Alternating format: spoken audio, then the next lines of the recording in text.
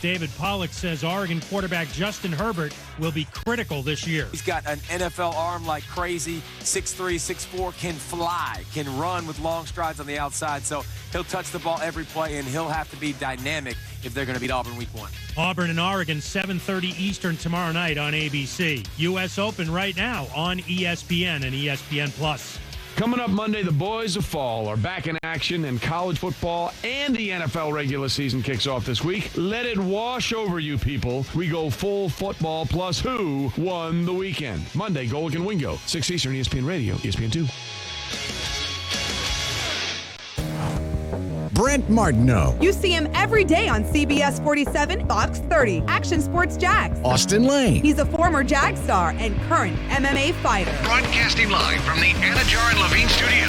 This is Action Sports Jax on ESPN 690 and ESPN690.com.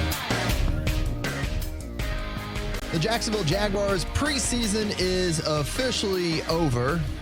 And now come some of those hard decisions as the team starts to cut its roster down to 53 men and gets ready for that Kansas City game in week 1. Stuart Weber here on ESPN 690 along with Austin Lane. For the next 3 hours, we'll be talking plenty of Jaguars. We'll talk a little college football, of course, games last night and games this weekend, and some high school football. Our ESPN 690 Game of the Week. I'll be on the call for that one a little later on tonight, along with Coach Kevin Sullivan, the Hall of Famer.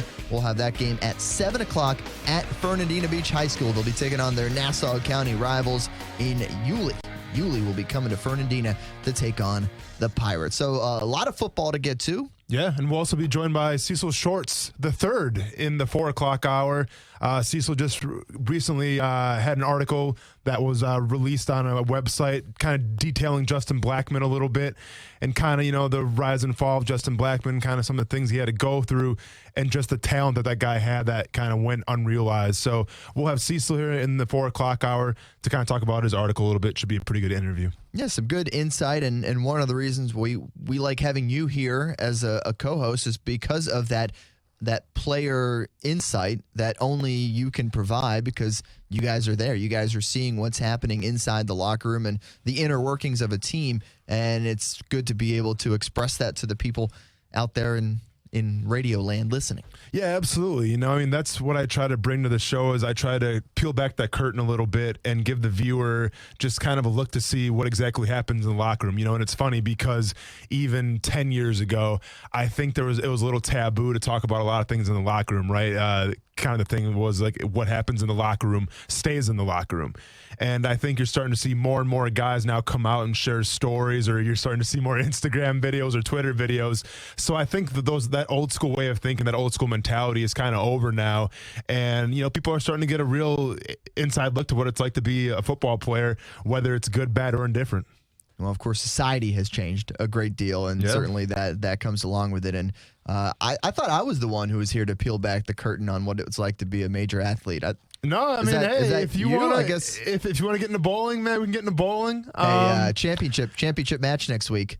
Nice. Going for the title. Exactly. There we go. I'm pretty excited about that. What's the Vegas right now line saying? You guys favorites or? Ooh, that's a good question. You underdogs? I think we might be favorites because we had a strong week in the final week of the regular season. Big sweep. Yep. Took all the points. And by my understanding, the winner gets a T-shirt. Winner wins a T-shirt. Yes. Yeah. Big prize. More importantly, bragging rights as well. The funny thing is, at the beginning of the season, everybody gets a T-shirt. Oh, so it's like at the end of the year, participation trophy. At the end of the year, the T-shirt says "Champs" on it. Okay. So you know, add a little font to it. The point is, I don't have one. I want one. There you go. That's all that matters. That's man. the key. All right, enough about that. Let's talk some Jacksonville Jaguars. Thoughts from the game last night. I know if any fans watched the entire thing, man, you deserve a T-shirt that says "Champs" on it. Well, then give me a T-shirt, man. You watched the whole thing. Well, you're not a fan. I'm saying the fans. Oh, okay. I got you. We have to. It's part of our job. Yeah. Yeah. Now, did I watch it picture in picture with maybe the Clemson game and some other stuff? I did, but I still made it a habit to watch the Jaguars game, obviously, because there's a few interesting storylines. You know, I think probably the biggest talk of the town was either between Gardner Minshew or Taven Bryan. Let's go ahead and start with Gardner Minshew real quick. So I talked about yesterday, we kind of discussed where I think he has to have. I think he had to have a good game last night in order to solidify himself as that backup quarterback. Now, yeah, if you look at the roster right now, he's the backup quarterback, and I get that. But I think there's a little voice of uncertainty right now in that locker room with that coaching staff to say, hey, if Foles gets hurt or something, knock on wood, if he goes down with an injury, what's the franchise of the Jaguars? What's the state of the Jaguars looking like with Gardner Minshew leading the way? And I don't think Gardner Minshew is a guy that can win you a football game, but you have to ask yourself the question, can he lose you a football game? I think last night we saw a little bit of regression. He had a pick six that was called back, thankfully, due to a penalty. But I thought he made some bad mistakes last night. And listen, they're not doing him any favors by having him roll with the 2s and 3s the entire time. I'm not sure exactly what he looks like when he goes with the 1s in practice. All I have to go off of is what I see in the preseason games. And I saw a guy that came out week 1 against the Ravens who struggled a little bit. I saw a guy that progressed a little bit as it went on between the Eagles and then the Dolphins. And last night I thought I saw some steps taken back. Now, there's a lot of drops last night. There was a lot of mental errors last night. But all things considered, if you're the Jacksonville Jaguars, Stuart, are you looking at this waiver wire right now and trying to see if there's any backup quarterbacks available that get released from different teams? I think they're always doing that, certainly. And the reason you say that he's locked up that backup role is because of the fact that some cuts have already come down. And the way of social media and the way of sources and things getting released and players tweeting about it, Jaguars have already, some names have already leaked. Dayton Jones, the defensive lineman, Savion Smith, the cornerback, C.J. Rivas, the safety, bit of a surprise there, and Alex Magoo, which is the reason why you say Gardner Minshew would be the backup. But yes, I do think that the team is keeping their eye out, but I don't know if there's that many great names out there right now in terms of backup quarterbacks. That's why teams are going and pulling guys out of retirement, the McCowns and the Moores of the world, in order to be their backup quarterbacks. Now, would I be surprised if Magoo is on this practice squad in a week? No, not at all. I think that's probably the thought process here, right? You go with Minshew because you don't want somebody to snatch him off your practice squad because he's a draft pick of yours from this year. And then you keep Magoo on the practice squad for your own team, and you have those 3 guys. You got 2 guys you're developing to go along with Nick Foles, who, knock on wood, is your guy the entire year. Yeah, and with Gardner Minshew, he's a guy you took late in the draft. You want to develop him. You want to mold him into what you think, the quarterback play should be. So they're definitely going to hang on to him. Teams sometimes, because they have no other choice, they cut some of their late round picks. But Gardner Minshew being that backup quarterback, but the battle basically was between him and Alex Magoo. Obviously, I think the team was going to go with Gardner Minshew. So yeah, he was safe in that standpoint. But, if you look at the free agent block right now, there's not a lot of names out there. You have Sam Bradford, who, I'll be honest, I don't want to see Sam Bradford in a Jacksonville Jaguars uniform. I think the injury history is just too prevalent. I think one hit could, be a catastrophe for him. He has a big injury history, so I don't want Sam Bradford. Landry Jones is an interesting name from Pittsburgh, who was the backup in Pittsburgh for a while, signs an XFL contract now. And listen, I'll be honest with you, I have no idea how those contracts work. I have no idea if you're locked into that XFL contract for a certain amount of years, kind of like that they do in Canada, or if it's like the AAF had, where you at any time you can go join an NFL roster. I would assume that he's locked into at least a 1-year deal. So I think Landry Jones is off the table as well. And then besides that, there's nothing really out there right now. So I say you go get John Wolford. John Wolford? Assuming that some moves are going to be made all around. Of course, played for the Rams. Yeah. Had a really good preseason, and he's a success story from the AAF, the former Bishop Kenny Crusader, John Wolford, who did very well in the AAF, has led them in touchdown passes for his time with the league, and then got a chance with the Rams, who, they're set. They're going to go with their 2 guys that they have in Goff and the boat. Well, and this kind of begs the question as well, though, is if you're the Jacksonville Jaguars right now, assuming Alex Magoo comes back. I mean, listen, if no one takes Alex Magoo off waivers, he's going to be a Jacksonville Jaguar in that practice squad. Correct. He has every right to be. And I'm actually more intrigued with him than I am in Gardner Minshew right now. I think with his ability to run, I think with his ability to hit every single pass from different angles, from different arm angles, from, kind of quote-unquote bad QB form when his shoulders are turned, I think he has the ability to make every single throw. I think it's just trying to harness that ability now and making him into a better quarterback. But let's be honest here. The guy has led 2 scoring drives. The other scoring drive was Nick Foles, and that's been it so far. It's been kind of a lackluster preseason for the Jacksonville Jaguars. In the games.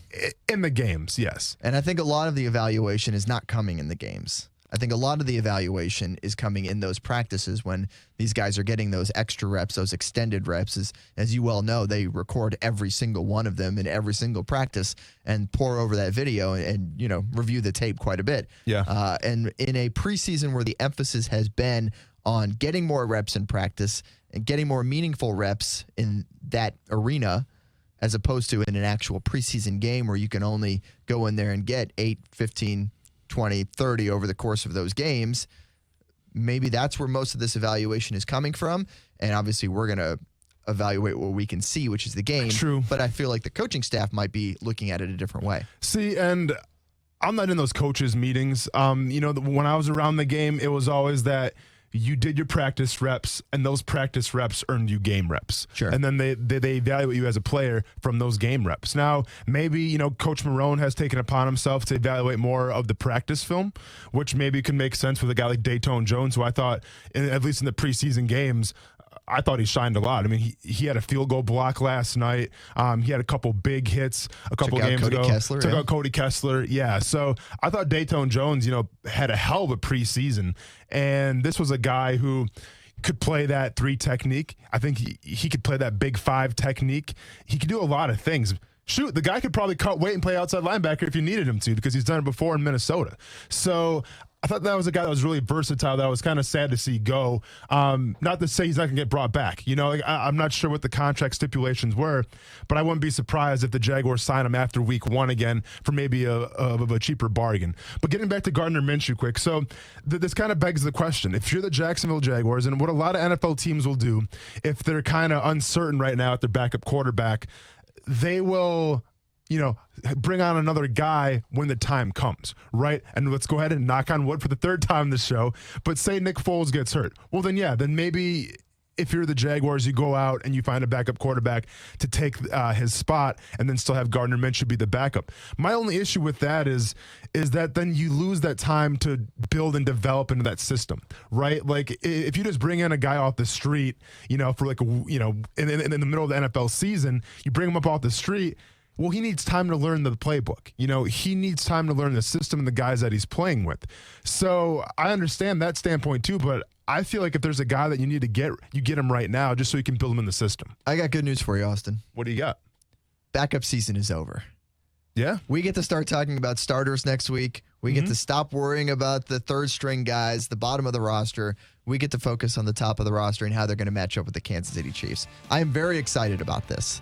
Chiefs, Jaguars, man. I can't wait. I mean, we're getting closer and closer, so we will continue to talk about the backups today because that's what's fresh on our mind. We've got conversations with Tyree Brady as well as Leon Jacobs, who is not a backup but played a significant amount of snaps in that game last night. Taven Bryan as well. We got to get into a little bit as kind of what I saw. We'll talk some Taven Bryan too, and we'll hear from the quarterbacks, Minshew and Magoo, the now no longer on the Jaguars, at least for the time being, Alex Magoo. All that's coming up right here on ESPN 690 on a Friday.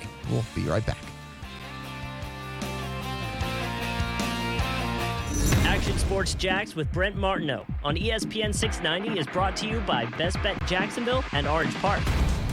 Sí, very intrigued by the Dan Le Batard Show on ESPN Radio. How do you feel about the guy like Stugatz who says the phrase in casual parlance, swipes 40 bags for you a season? Oh, that's what you have to say. What are you talking about? You're the weird one here, Dan. How else would you say Put it on the poll. Swipes 40 bags a season. Jerk or no jerk? The Dan Le Batard Show with the Stugatz on ESPN Radio and ESPN News.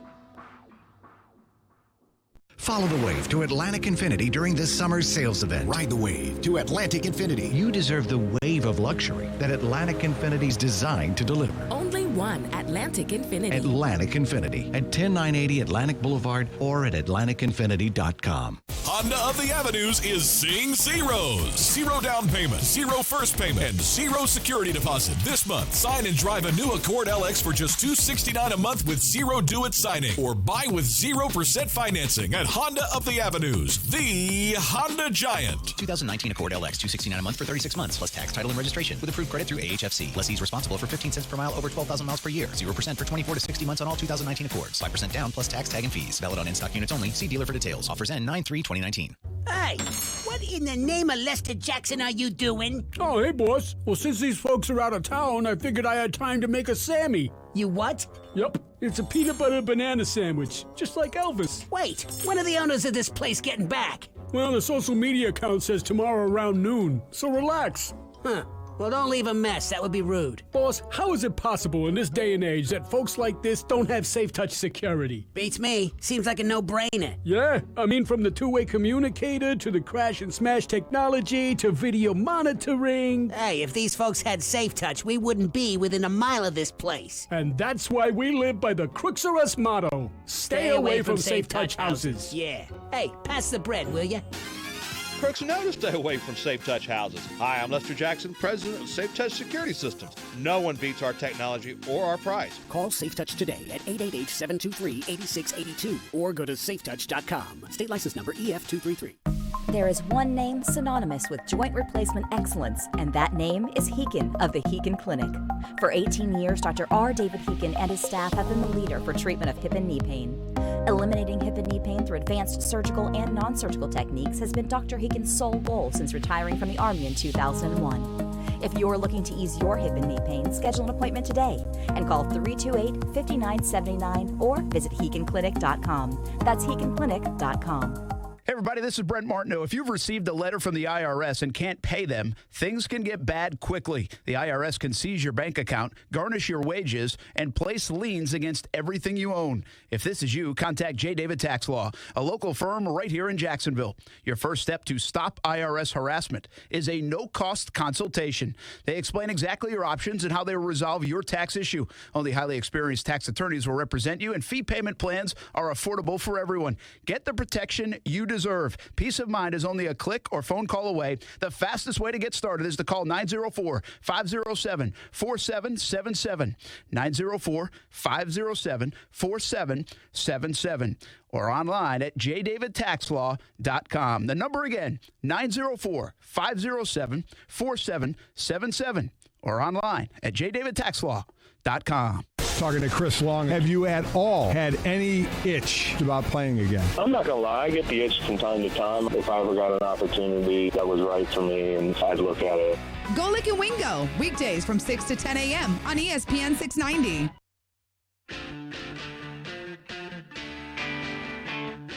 Hey, I'm Jay DeMarcus from Rascal Flats, and this is Action Sports Jax. Super frustrating. We didn't play well enough. I didn't play well enough. So, we're going to take what, things we did wrong from this and move forward. Yeah, ideally you want to score touchdowns, and when you don't, that's not ideal, so, you got to be, now my focus is next time I get an opportunity, I'm going to be as ready as I can be. That is Gardner Minshew, that second part after I asked him, what's the feeling after not scoring on any of your drives for this preseason? Because he goes the entire preseason scoreless. And the Jaguars as a whole, by the way, did not score many points over the course of this entire preseason. We're back on ESPN 690. Stuart Weber along with Austin Lane. We're going to be doing a little tag team like we've done yesterday. Marcel Robinson will come in at 4 o'clock, and I'll jet on up to Fernandina Beach High School where the Pirates will be taking on the Hornets in a battle for Nassau County, our ESPN 690 high school football game of the week. Going to be a whole lot of fun up there. I hope you guys can join us. We will be streaming that game, much like we do the radio broadcast. If you're watching right now on the streams on YouTube, Facebook, Twitter, on Brent's account, Twitch, or Mixer, because that's still a thing, apparently. Shout out to Ninja. Just got started, man. Yeah, we're trying to get all that Mixer money. That's it. Yeah. How much have we got? Coos, how much money have we gotten from Mixer for bumping up their numbers with our show? That he's legally obligated to tell us, probably nothing. But that he's pocketed himself. Oh, you would. Legally, I have to say 0. Yeah.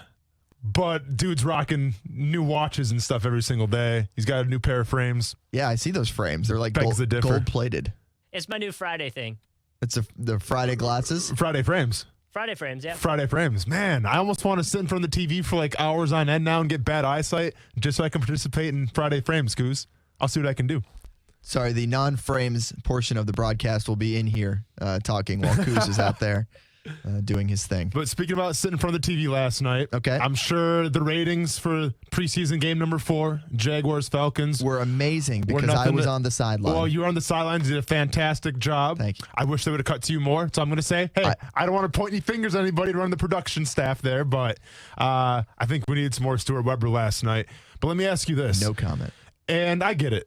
It's preseason, and I haven't overhyped it at all. You know, I haven't jumped to conclusions on this team quite yet, just because of some preseason games. But is this probably the worst preseason run in terms of games that you've seen the Jacksonville Jaguars play? And does that say anything about it? Because I found an interesting stat today on CBS Sports I want to share with you real quick. Over the past 11 years, between preseason play and winning the Super Bowl, since 2008, no Super Bowl champion has finished the preseason with a losing record since 2008. Now, some teams have gone to the Super Bowl, but there's never been a Super Bowl champion with a losing preseason record since 2008. What about playoff teams? Because I'm really more focused on that right now. Okay, I mean, I'm just trying to shoot for the stars, man. Yeah, you shoot for the stars. I'm shooting for overtime in January. Okay. That's what I'm shooting for. By the way, I just pulled up the numbers. And yes, the Jaguars go winless in the preseason for the first time ever. And to answer your question, I have not seen a preseason this bad, but I have seen regular season games this bad. Yeah. That 0-8 start under Gus Bradley was less than ideal. Mm-hmm. So there was a lot of games that kind of felt that way during those, except those felt worse because you couldn't just tell yourself, oh, it's just the backups. Because those were the starters doing that, and so that made it hurt. So I pulled up the numbers from the broadcast last night. This may surprise you. It did okay in the ratings. Good. People were watching that game last night. Good. 11.6 rating with a 19 share for the broadcast. I know those numbers seem a little random. That means nothing to me right now. 19 share means that 19% of the people who had their TVs on were watching the game. Okay. So, 20% of the people were watching the game. So, yeah. I mean, for a preseason game, number 4, that doesn't matter. People were still watching. So, shout out to everybody for let's watching. Be honest, it mattered to some players especially. Oh, yeah. I mean, I think that's the thing. That's the big distinction here. You have to very much separate these two from a product for the fans to enjoy from a game that means a significant amount to these players that are trying to make the team. And it's so funny when even I feel like sports media people, fans especially, want to go on Facebook and Twitter and all this and be like, preseason game number 4, it's too long. Well, you don't got to watch it. I mean, if it's your job to watch it, then you kind of have to watch it. We want them to watch it. There's worse jobs out there. Yeah. But there was plenty of other games last night to check out. I mean, Clemson was playing last night. They're ready to make another BCS bowl big win for BCS Clemson. championship run. So there's other options out there in case you don't want to, check it out. UCF got a win last night. UCF dominated last night. First ever victory over FAMU. Yeah. They'd never beat them until that game. Well, there you go. In 3 all-time meetings. Did it in style. Mostly when they were in Division II back in the day. Did it in style. And I'm sure we'll break down some of those college games here in a little bit. But I want to get on Taven Bryan. Yeah, let's do it. I think a lot of people tuned in to see what Taven Bryan was going to do because this has kind of been the biggest story of training camp. This is a guy who has been getting chastised a lot in the media. Fair or not fair, I think it's up for debate. He hasn't performed to the best of his abilities. He hasn't performed, I think, a first-round draft pick. I mean, that goes without saying. So the fact that he was in there late in the game last night was kind of telling what the coaching staff thinks about him, too. They're not happy. Anytime you're a first-round pick from last year and you're in the 4th preseason game playing big-time minutes, that means that you're not doing something right. And I think last night, Taven Bryan had a stack, so that was good to see. he had a couple plays where he engaged the tackle or the guard and threw the guy off, was shutting the blocks, which I think he's probably had the biggest problem so far in this preseason is getting off blockers. And so you saw some highlights there. Probably should have had at least one or two more sacks. There was one play, and I get it. The Atlanta quarterback was mobile last night. Yep. He had some wheels. Edling's a different kind of dude. He is a different kind of dude, but at the same time, you have to make that play in the backfield. Sure. You can't let him escape. So, going forward now, does he get confidence from that game? I mean, I think so. Anytime you put a sack in the stat column, you're going to have some kind of confidence going into the regular season. How much playing time he'll get, we'll see as well. This is a guy who was going to make the team regardless, but I'll be honest with you. I thought Dayton Jones played better than Taven Bryan. But it's just the fact, and it's kind of the politics where if you cut Taven Bryan, you're taking that big cap hit, and you just really can't afford that, especially with having to pay like Jan coming up here and other players. So I think Taven Bryan did an okay job. Thought he did better last night, but we'll see. And that's the thing, is that a lot of people will kind of use that comparison because people like Dayton Jones. He's very personable, as we both have realized in interviews. I talked to him after the game on the field yesterday and, asked him about what it's going to be like to perform with this team. And it's kind of one of those things where now you look back and you're like, oh. Yeah. I mean, we had this nice conversation about getting to be part of this great defense and getting to be in that room and to contribute to this team and what they can do. And he was genuinely fired up about it. So shout out, by the way, to Dayton Jones for being a consummate professional. He was great. Oh, without a doubt, terrific. man. I mean, obviously he's been through the ringer a couple times. He's been in the league long enough to kind of get it, Yeah. He gets it. Absolutely. Obviously I've reached out to him. We had a good conversation. He's, all things considered, he's in a pretty good state of mind right now. He's confident he's going to play again. And dude, he made me feel old. Because in closing of our conversation, I don't want to detail too much, but he called me big bro. And it's funny, like when you're doing this job though, Stuart, I think sometimes, especially with him, the guy seems so mature, like the guy seems like, and he has been around for a while, but it seems like you're talking to like a 35, 36-year-old dude. And come to find out, I'm the big bro. I'm older than he is. So that kind of, threw me off a little bit. But yeah, it's kind of like I said, Jacksonville could bring him back. I think, I'm not sure what the contract stipulated. Wouldn't be surprised if they actually do bring him back for maybe a cheaper price. But I think this is a guy, all things considered, who can play a multiple, spot of positions here. He should get another shot someplace if it's not Jacksonville. I feel that way all the time, by the way, when I'm interviewing it's trippy professionals, because I'm older than 95% of this NFL roster. It's trippy. It can be very trippy. Yeah. I completely agree. One, because I'm definitely smaller than all of them. Yeah. So that generally makes you feel younger just by the virtue of it. Yep. But that's always a funny part of it. But to get back to what we were talking about with Taven Bryan, and I brought up Dayton Jones because of the fact that fans will be like, well, look, this is a guy playing a similar position who went out there, produced, and had results, and that's only going to hurt Taven Bryan as far as that public perception goes, as far as his ability to improve and get better. But you have to think the coaching staff is looking at it differently because obviously, like you said, they got to keep him. First-round pick from a year ago for financial reasons and other reasons as well. And I'm sure they see the upside and the ceiling that they don't think he's reached yet. But for them, it's got to be about doing better than Taven Bryan yesterday was, doing better than Taven Bryan was in the game before, and continuing that upward trend. And now he's going to have less opportunities to shine.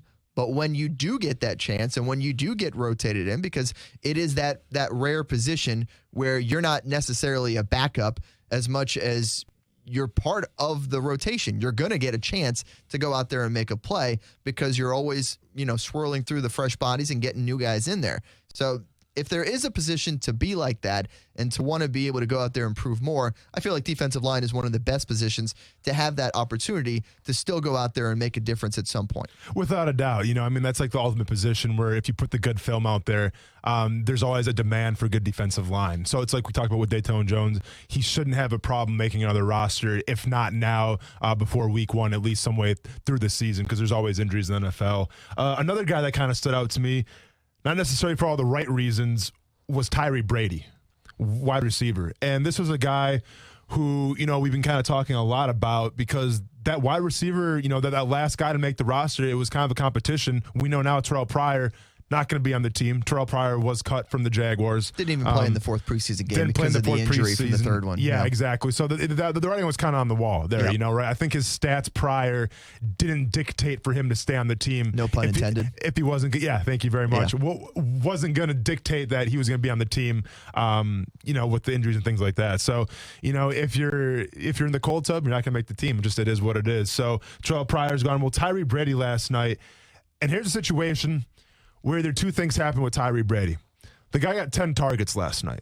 You don't see that a lot in any preseason game of one player getting 10 targets. So that means either two things. I wish I got 10 targets on the sideline. Man, I wish I got 10 targets in high school for a game, man. Like, jeez. Double digits. Yeah, that either means two things to me. Yep. Number one, it means that the Jaguars like him a lot and they're trying to get him some shine. They're trying to get him confident in order to contribute when the regular season starts. Or number two, it means that they're probably not going to keep him, and they're trying to showcase him off for 31 other teams in the NFL, trying to get him all those targets. So if they need to trade him, they can.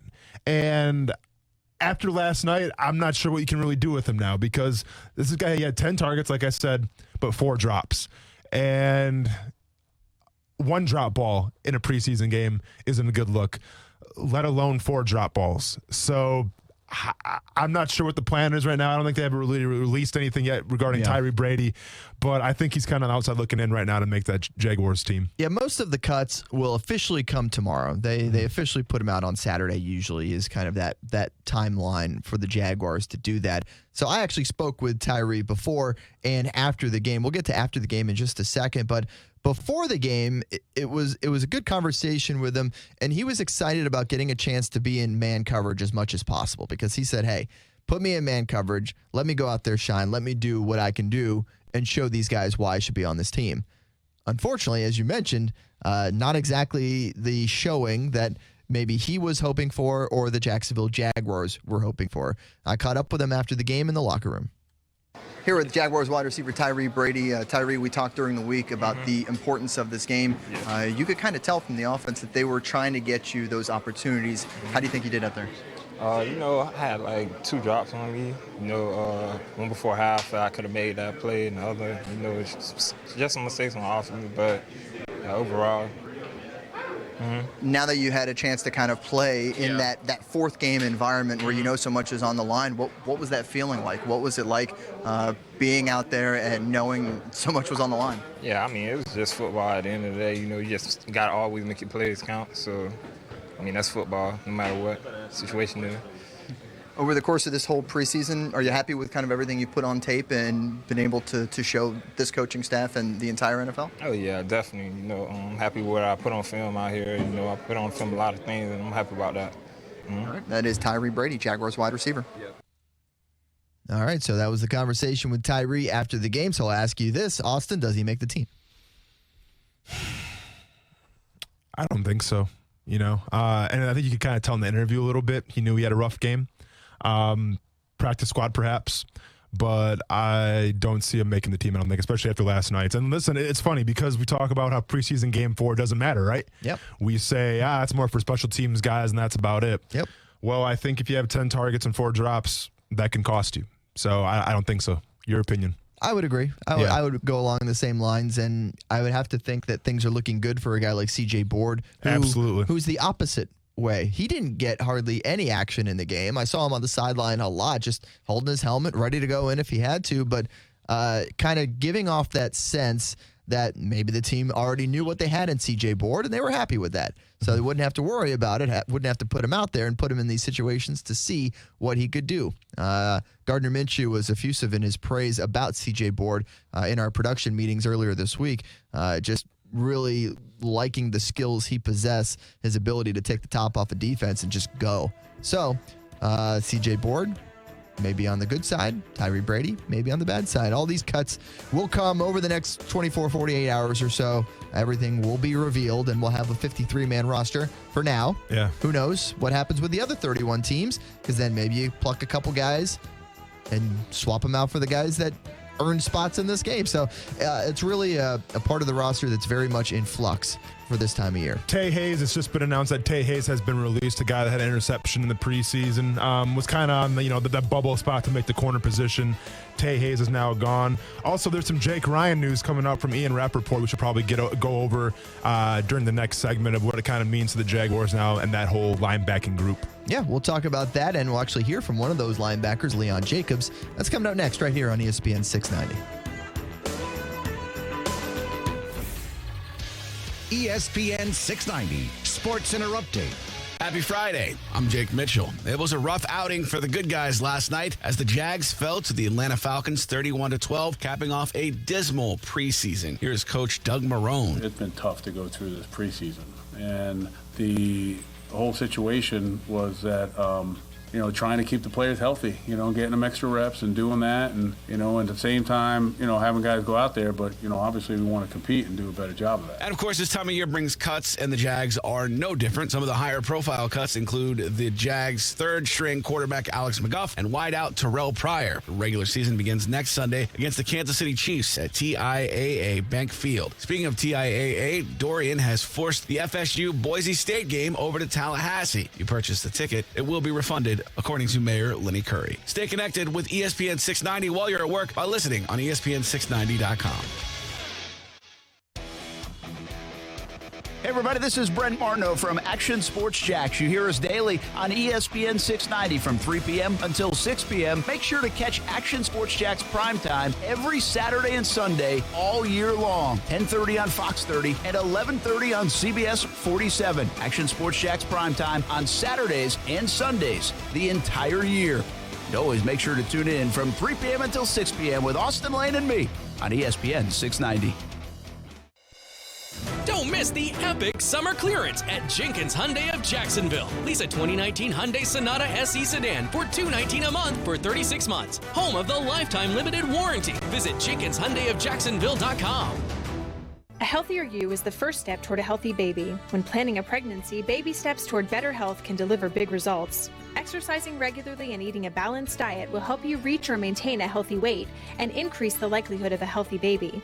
Taking a multivitamin containing folic acid every day helps prevent birth defects, and regular medical and dental checkups are especially important when planning for pregnancy. To learn more about taking your baby steps toward a healthy pregnancy, call Florida's Family Health Line at 1-800-451-2229.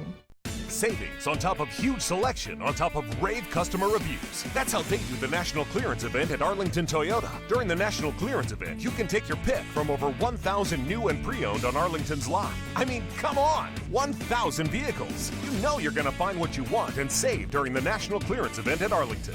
Right now, during the National Clearance Event at Arlington, buy a 2019 Corolla LE from just $14,888. That's a pre-owned 2019 Corolla LE from just $14,888. Or buy a 2019 Tacoma SR5 from just $24,888. That's a pre-owned 2019 Tacoma SR5 from just $24,888. Plus, you get the Arlington Toyota $5,000 Advantage Club with your purchase. Just one of the tons of reasons why Arlington's earned 4.7 out of 5 stars and over 7,000 Google reviews. Arlington knows how to do the national clearance sale right, but you've got to get it while the getting is good. Shop in person, 10939 Atlantic Boulevard, and online 24/7 at arlingtontoyota.com.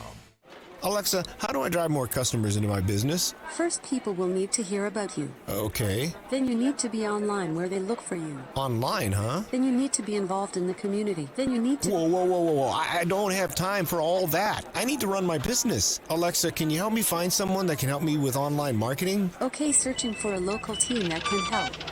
Codan is now Local Solutions, your local marketing team putting you at the top of mind. Visit JacksonvilleLocalSolutions.com today and let us take your business to the next level so you can get back to running it. Local Solutions, powered by Cox Media Group. Marketing solved. Is today the day it'll finally stop raining? We sure hope so, but it's been a very wet summer so far. This is Mike with Big Fish Roofing. Don't forget, your roof is the first line of defense against the elements. Here at Big Fish Roofing, as an Owens Corning Platinum Preferred Contractor, we are locally owned and we drive our business with quality and integrity. We do not require any down payments until your roof project is complete. You can find us at bigfishroofing.com or facebook.com/bigfishroofing. We are the roofers you can trust. We are Big Fish Roofing. As Dorian takes aim at Florida, Action News Jax and the First Alert Weather Team are keeping a watchful eye on the tropics. Chief Meteorologist Mike Burrish tracking Dorian's every move.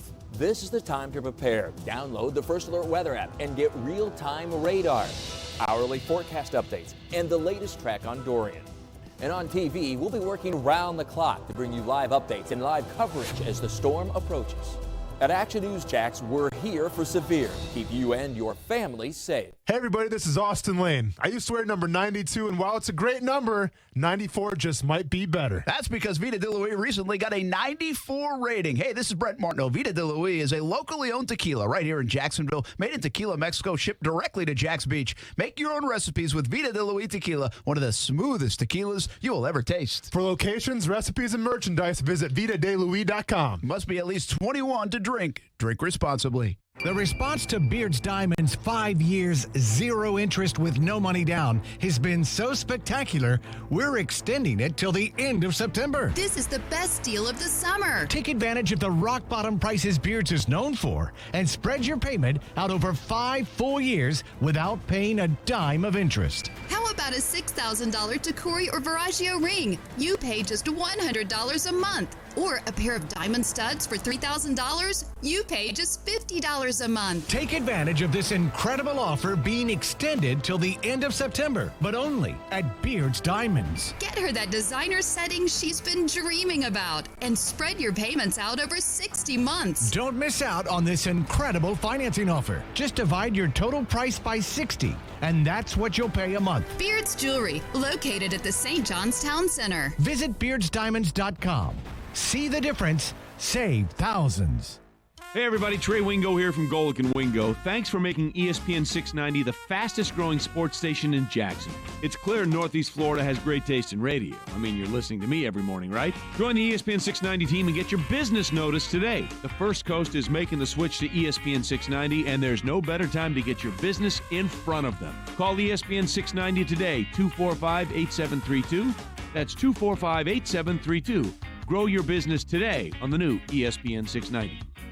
Savings on top of huge selection on top of rave customer reviews. That's how they do the National Clearance Event at Arlington Toyota. During the National Clearance Event, you can take your pick from over 1,000 new and pre-owned on Arlington's lot. I mean, come on, 1,000 vehicles. You know you're going to find what you want and save during the National Clearance Event at Arlington. Right now, during the National Clearance Event at Arlington, buy a 2019 Camry LE from just $18,888. That's a pre-owned 2019 Camry LE from just $18,888. Or buy a 2019 RAV4 XLE from just $24,888. That's a pre-owned 2019 RAV4 XLE from just $24,888. Plus, you get the Arlington Toyota $5,000 Advantage Club with your purchase. Just one of the tons of reasons why Arlington's earned 4.7 out of 5 stars and over 7,000 Google reviews. Arlington knows how to do the national clearance sale right, but you've got to get it while the getting is good.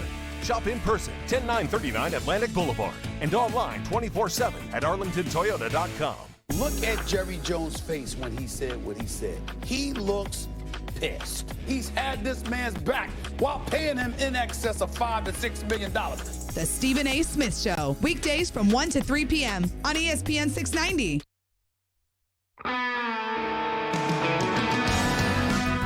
Hey everybody, Trey Wingo from Golic and Wingo. You're listening to Action Sports Jax with Brent Martineau and Austin Lane on ESPN 690 and ESPN690.com.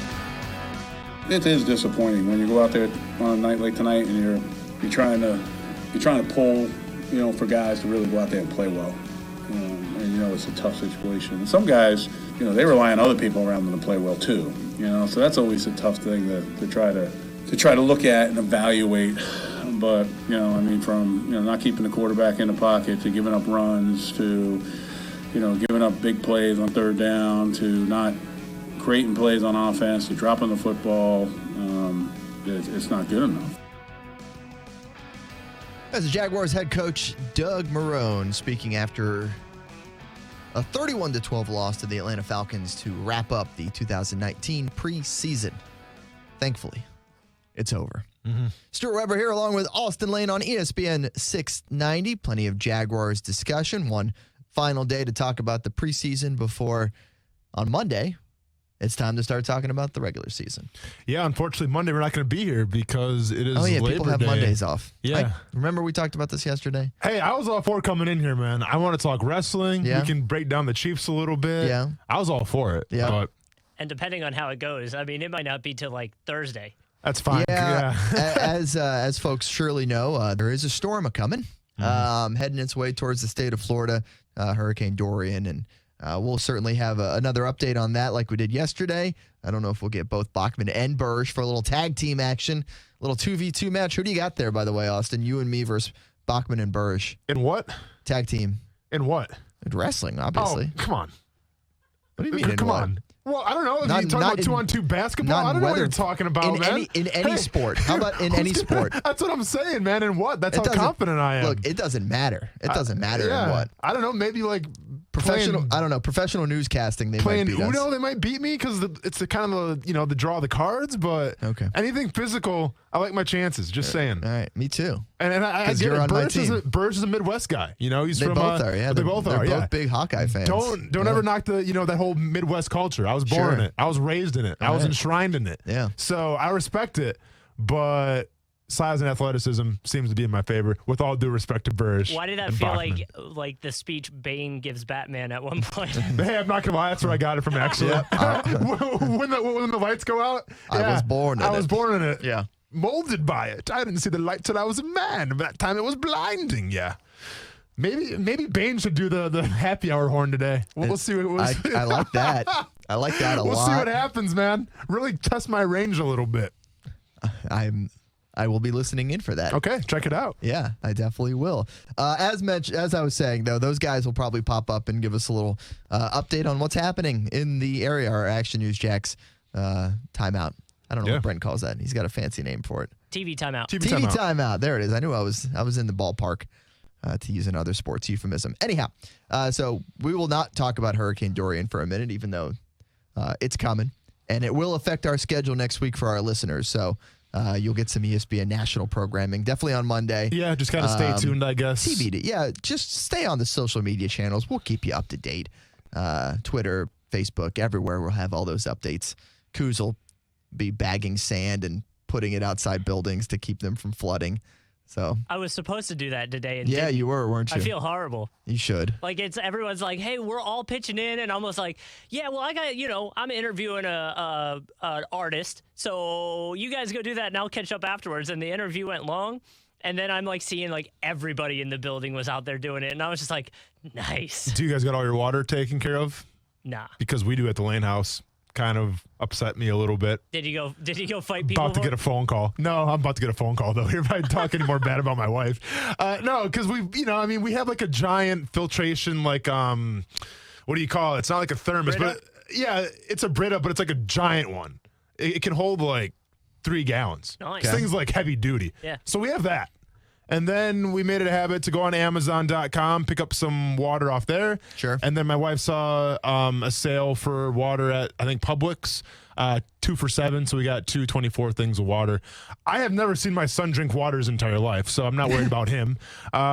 Me, you see this bad boy here. Yeah, this is giant. 64 ounces. That's a lot. It can annoy some people, but I think we'll be all right, if worse comes to worse, we'll just fill up the bathtub tonight, and then we'll just filter that water through the Brita, and we'll be good to go. Now you're talking like a true Floridian. I am, man. You're learning our ways. I was molded by it, raised in it. I was raised in it. Yeah. I grew up in South Florida, so the prospect of hurricanes and tropical storms is nothing new for me, but I know it's very important for people to stay alert, stay safe, have a plan, and watch the news. And have the Action News Jax app. You got that right. Yeah. The news and the weather We apps. need to get an Action Sports Jax app. We could Well, make if we it get work. that, then we have to populate it, and we Yeah, have that's to the do thing. work That just for it. What do you mean sounds we like have to do more work? work. We have to do work Well, it's not for my it. job. I'm just saying someone should come Well, up with yeah, that. Yeah, you know who that would land on? I was gonna say, Hey, Kuz, it's all good, man. whenever someone says, "Well, that's not my job," that's like Kuz and me, who are the ones who end up You're having not to do in that. charge of in TV, creating TV apps. side. Okay. TV No, I'm side, talking I the have to radio populate side. stuff on the web quite Okay. often. Okay, I'm saying just for the radio side. You don't understand, because then if we have an app, they're going to mandate that we have to do a certain amount of stuff on it, and Yeah, yes, that good. comes I like my it. way. Kuz, I'm trying to push you, okay? The preseason's over now. All It's right, the regular all right. season of ESPN 690. I'm ready. We got the NFL season coming up. Get your mind right. All right. All right. Just kidding, dude. Our mind is right. But I'm not, though. We'll go back to some Jaguars discussion. Well, let's get into some cuts here and everything. Yeah, let's quick. talk a few of the names that have come down on the Twitter. So none of these officially official, but at this point, per league sources, a lot of these have come down, including offensive lineman Josh Wells, who's been with the team for quite a bit, played a lot yesterday, and we were wondering if he was one of those guys kind of on that roster bubble, and it seems yes, and the bubble bursts. Running back Thomas Rawls is another one of those guys, and linebacker Ramik Wilson. So the linebacking position is one that we have watched quite a bit because of injuries, and obviously because of Telvin Smith not being here, it leaves open a very large hole. And the Jaguars have been trying to find a way to fill up that position group. Yeah. And some extra news that came down that you've got on Jake Ryan certainly does not help that cause either. Thanks for setting me up here. I got to it right now. Ian Rappaport reporting that Jaguars are expected to place linebacker Jake Ryan on reserve /NFL. I'm sorry, on reserve, according to an NFL source. So what that means basically is I think he's gonna be out the first 6 games now, and at a minimum, yeah. Yeah, and what I kind of read in this article is that it's the non-football reserve, right? Like non-football injury, NFI, yeah. Which I don't really understand because so he got hurt in Green Bay. He's doing the rehab. He comes to Jacksonville. What I guess I assume is that Jake Ryan hurt himself with the rehab portion. So that goes on the non-football list? Yeah, I'm guessing because it wasn't at a practice or a game that it might get classified that way. I don't. And who knows? He may have hurt himself on a boat fishing. Like we don't know the exact details. But I just assumed when that story came out because he said like he made some setbacks. It was from his rehab. And I don't know the exact way you have to word things, but perhaps rehab stuff and maybe weight room stuff, maybe things like that can be qualified as non-football injuries because it's not football. Yeah, and Jake Ryan's a guy who played in that Dom Capers defense in Green Bay. I think he was coming in here to kind of push for some time at a linebacking spot, probably the inside linebacker, depending on if they ran a 3-4 or not. Now he's kind of behind the 8 ball a little bit, going to be out, I think, for the first 6 games at least.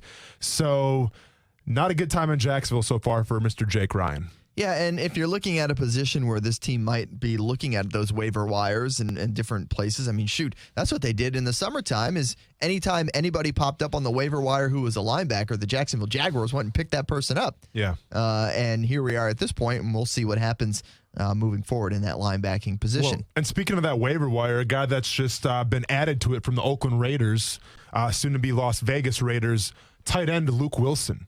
And Luke Wilson is going into his 7th year now, spent 5 years in Seattle, spent last season with Detroit, now in Oakland, just released. To me, Luke Wilson's a little intriguing. I mean, if you look at his numbers, he's had 11 touchdowns in his career. Obviously playing in Seattle, played behind Jimmy Graham a little bit, so it's kind of the 2 tight end when Jimmy Graham wasn't hurt. Has played in a lot of games. I think the injury history is not really that exponential. I mean, you look at his 2016, he only played in 11 games. Everything else, it's been 14, 15, 16. So that's intriguing. If you know Luke Wilson, he's the guy from Canada that's been featured in Hard Knocks a couple of times. It seems like the cameras really loved Luke Wilson. So I'm curious to see if he's worth going after. I mean, we don't know right now where Josh Oliver stands. Is he going to be ready week 1 against the Kansas City Chiefs? Is Jeff Swaim going to be ready week 1 for the Kansas City Chiefs? Right now, we have James O'Shaughnessy and Ben Koyak, and those are your 2 starting tight ends. So we'll see what happens there. I think Luke Wilson is at least an intriguing prospect because all things considered, I'd probably take Luke Wilson over O'Shaughnessy or Koyak right now. Let's circle back now to Leon Jacobs. Had a chance to talk with the Jaguars linebacker after the game yesterday. His thoughts on preseason game number 4. Here with Jaguars linebacker Leon Jacobs. Got to play a lot tonight. How helpful is that for you? A lot of the guys who are playing tonight fighting for roster spots, I feel pretty confident that you're one of those guys that has a solid place on this team, and we're able to get a lot of good work, a lot of good effort, and a lot of stuff that can kind of help you get better down the road. Yeah, I think today was good, just getting my confidence up. Obviously, ended last year getting hurt. So the past 4 games, just been trying to get back to where I was last year. And I was able to rush some downs today, too, so it was good. I did see that. You got the flash in the backfield a little bit. Was that fun? Did you enjoy that kind of part of the job where you got to get after the QB a little bit? Oh, yeah. I did that in college, too. So, just to be able to do it on this stage is a blessing. I thank the coaches for letting me do that. I know the linebacking position is one that we've kind of kept an eye on just with the different injuries that have occurred. How do you kind of assess your group as you guys head into the game against Kansas City? Yeah, I think obviously the cliche thing is one man goes down and the man comes up. I think Najee's did a good job. When Q went down, he assumed that Will row. And then Miles did a good job being in leadership. With Telvin out this year, he's got the group together and everybody's just been doing their part. You hate to look at it as a positive, but it can be turned into a positive if you look at it that way, to where some of these younger guys were able to get some of that seasoning because of the injuries and because of the fact that Miles was really limited to the one game. Yeah, I thought Joe did a good job, Connor, Ramik, DJ, and obviously they're not young guys, but they stepped up. It was their first year in the system, and they did a pretty good job. And I'll leave you with this. Where's the excitement level at now that you guys can move on into the ones that start to count, the real NFL games, starting with the Chiefs? Oh, it's really exciting. To get one of the best offenses in the NFL, and they're coming to your house. It's going to be a good game. All right, that is Leon Jacobs, Jaguars linebacker. Thank you. So, Leon, interesting there, talking a little bit about how he was excited about getting to rush the quarterback some. Oh, yeah. Because some of those different looks. Because, 3-4 defense. We've been talking about it for a while now.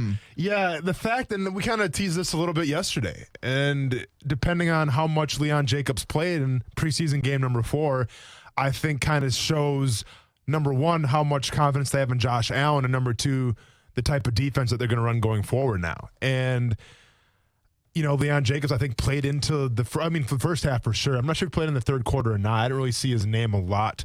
But I think, I think they like Josh Allen right now at that strong side spot. And Leon Jacobs, last year rookie from the Wisconsin Badgers, a late round draft pick, is kind of now on the outside looking in a little bit, playing in his preseason game number 4. So it's kind of telling where the defense is going from here. All right. That was Leon Jacobs, and a good amount of Jaguars talk there. More Jaguars talk coming up in the next hour, but without me, I will be leaving. Yeah, we'll be joined by Cecil Shorts here in a couple minutes to talk about his Justin Blackmon story that he wrote. But we can hear you tonight cover some high school football. That's right. We'll have the broadcast for our game of the week. It's Yulee at Fernandina Beach. Hornets, Pirates, head-to-head. Nassau County battle. Going to be a lot of fun. Kevin Sullivan and myself will be calling that game tonight, 7 o'clock, right here on ESPN 690. Hope you guys can join us for that. And the Friday Night Blitz at 10:30 on Fox 30. But Marcel Robinson's coming in next. He will join you for the next hour as I drive in traffic and storms. So good luck, man. Stay safe, stay dry, and stay casual. All right, that's the plan. ESPN 690. We'll be right back. Action Sports Jacks with Brent Martineau. Weekdays from 3 to 6 p.m. I had no idea we were going to draft Blaine Gabbert. All right? Did your jaw just drop? Yeah, it did. Did you sense the silence? No idea. In fact, I left to go get something to eat because our pick wasn't for much longer in the draft. You're supposed to pick 16th, yeah. On ESPN 690.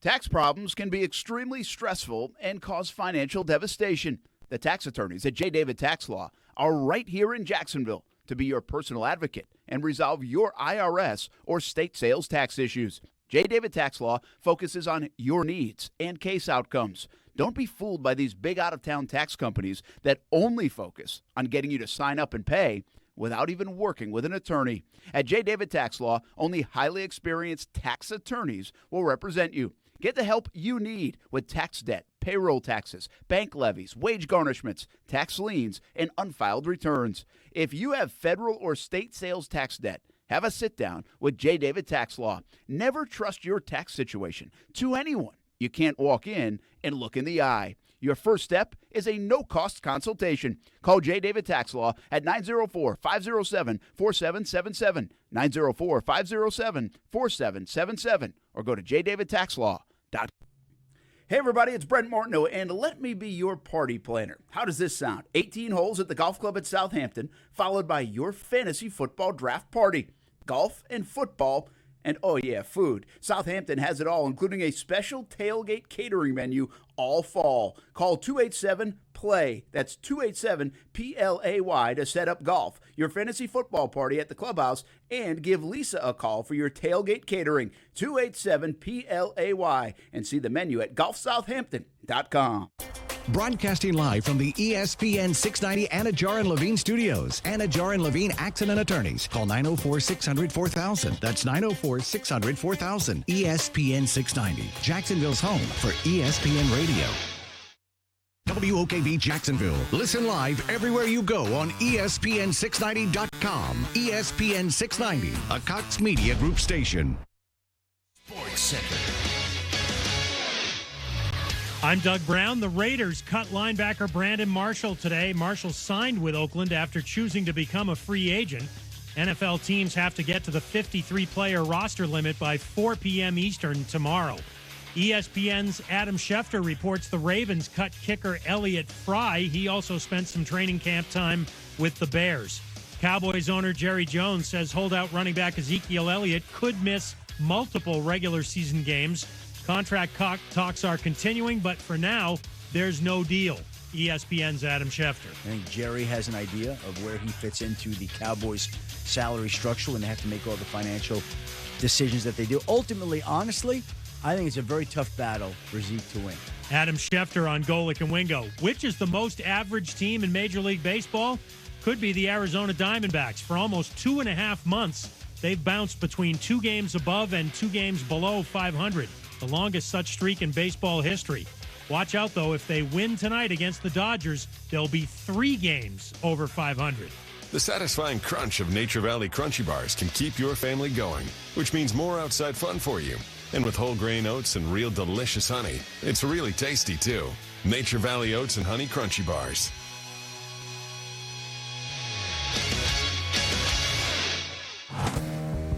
Brent Martineau. You see him every day on CBS 47, Fox 30, Action Sports Jax. Austin Lane. He's a former Jag star and current MMA fighter. Broadcasting live from the Anajar and Levine studio.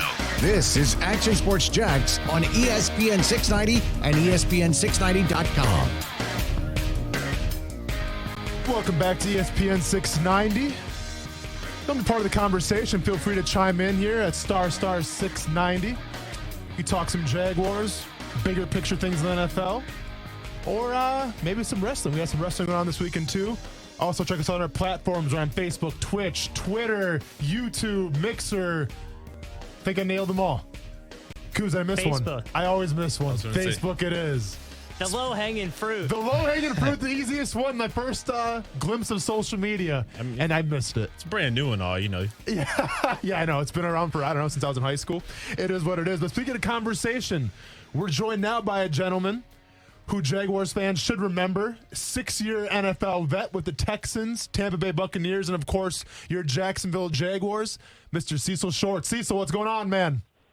What's up, fellas? How y'all doing today? Doing good. And we're joined by Action Sports Jax, Marcel Robinson, who took it upon himself to be part of this interview today. Absolutely. That's my guy. Mount Union in the house. What's up? What's up, brother? Hey, are you still an Oklahoma City fan? I am. I was just checking. I know a lot is going on in the last 4 or 5 months, so I just wanted to make sure you were still loyal to your team. You know, you've always been my basketball guy, and I've always remembered the basketball talks that we had, but this is one of those times when we are not going to discuss the current state of the NBA given the lack of success. Hey, Cecil, who's got the better record this year, the Cavs or the Thunder? Oh, wow. We might tie for the worst. This is not going the way I expected it to go. Fair enough, man. Hey, we can always talk basketball to you, but the reason we're having you on today is that you actually just posted an article on ProStyleMedia.com titled "The Greatest Catch I've Ever Seen," #Storytime with Cecil. And basically what this story was about was Justin Blackmon, former Jacksonville Jaguar, former first-round pick. And, for those people that haven't read it, kind of just gives you a kind of an idea of the special talent that Blackmon was, number one, but also kind of some of those demons that he was fighting. What inspired you to write this article now?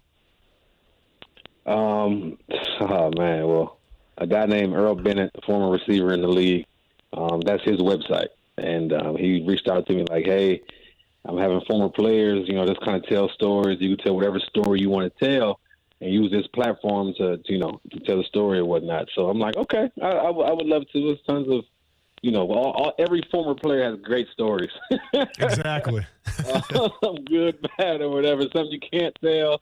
But yeah, so I was when he asked me that, I'm thinking like, what is something I want to share, and Black Men came to mind, and there's tons of things I can't say.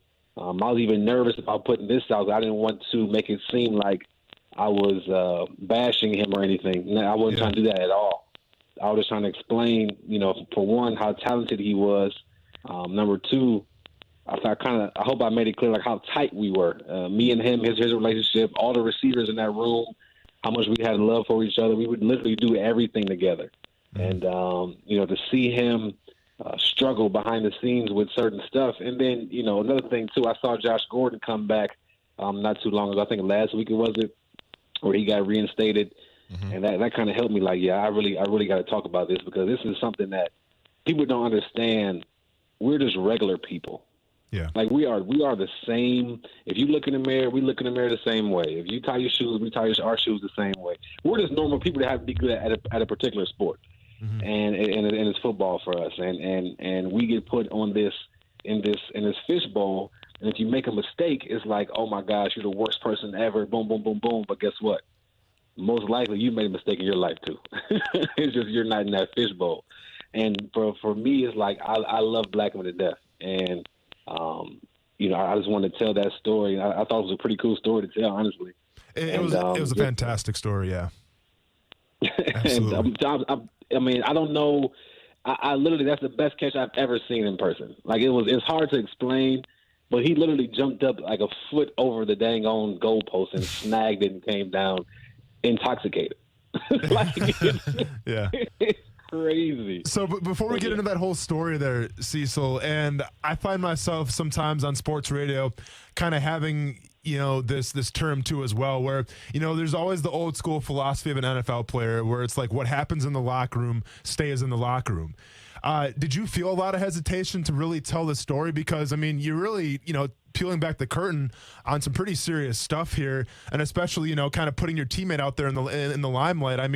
Was there a lot of hesitation to this, or did you just feel like you wanted to release this as a way for NFL players to better relate to other people? Yeah, I struggled. I wrote it, and then I deleted it. And then I wrote it again, and I'm like, I told Earl, I don't know if I want to do this. I don't know if I want to mention his name, because I wrote one. The first one I wrote, and I didn't mention his name, but it wasn't coming off right. And I'm not an experienced writer yet, so I'm still working on that. And then I wrote it again. I'm like, just forget it. This is the truth. I still held some things back, but this is a story that I feel like people need to hear, and people need to understand. What he battled with is not who he is.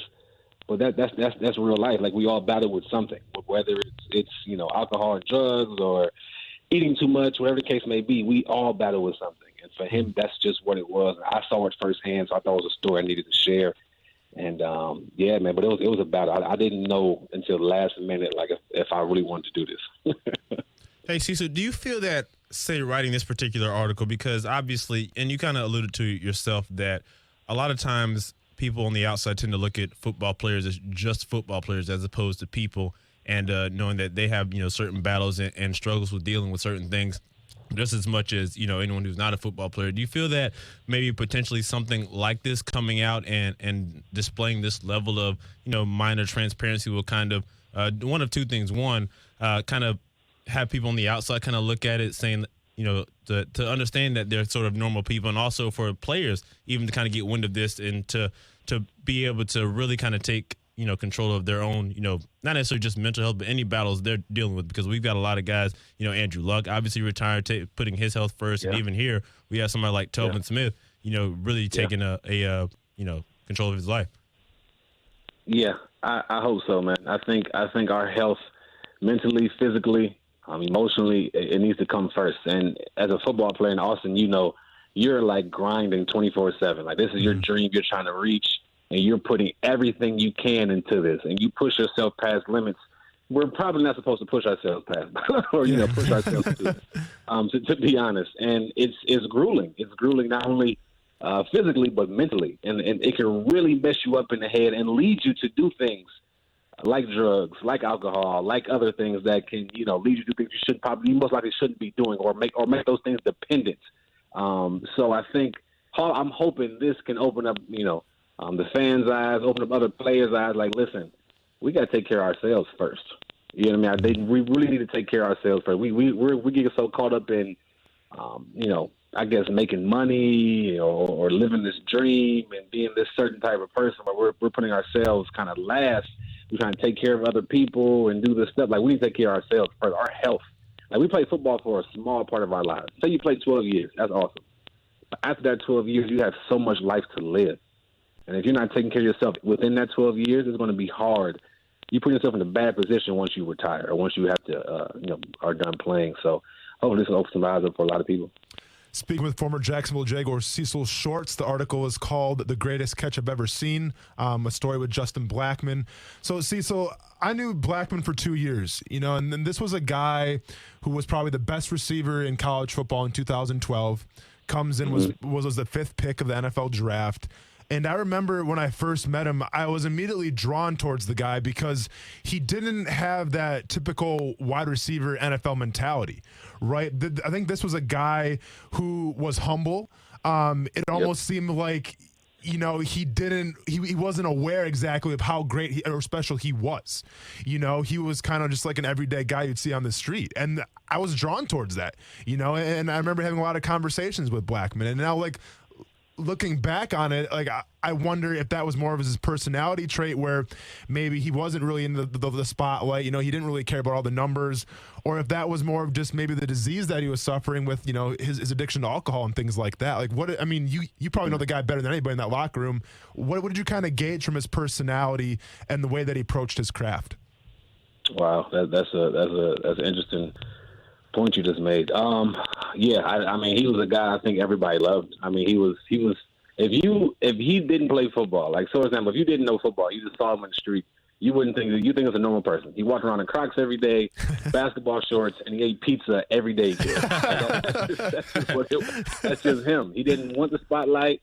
He just was really good. And to me, I think he's the best receiver I've been around. He's that naturally good. I played with Mike Evans in Tampa Bay. I played with DeAndre Hopkins, who right now is probably one of the best receivers in the league. I played with those guys, and I played with Justin Blackmon. And his talent all around is probably better than both of those guys. He was that special. To answer your question or to comment on what you said about was that him as far as, or was that him battling his disease? I think that was him. I think he was just a down-to-earth guy. And to be honest, he was around us a lot. He was around the players in the locker room. He was around the receivers when we, went out to eat or play basketball, whatever the case may be. He was fine around us. There was no issues around us for the most part. It was when he was by himself that he battled with whatever he battled with the alcohol, with the drugs, whatever the case may be. It was when he was around he lived with a young man. I can't think of the guy's name, that we always questioned, why are you around? What are you doing here?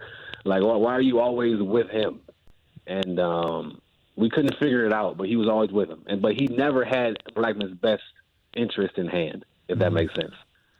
He never held Blackmon accountable. He never made sure he wasn't driving when he was drinking. He never made sure that he was okay.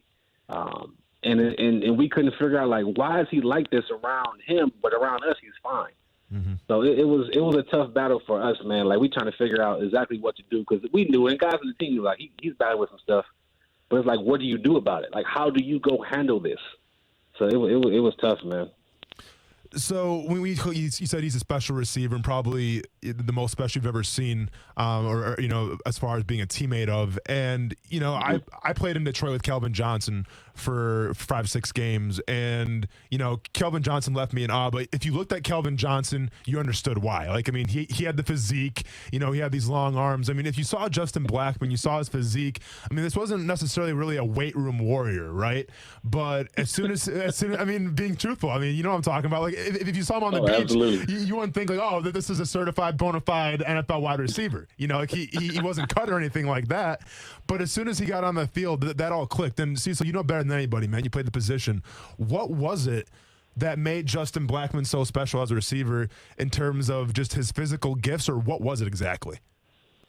He had a knack to get open, man. He understood.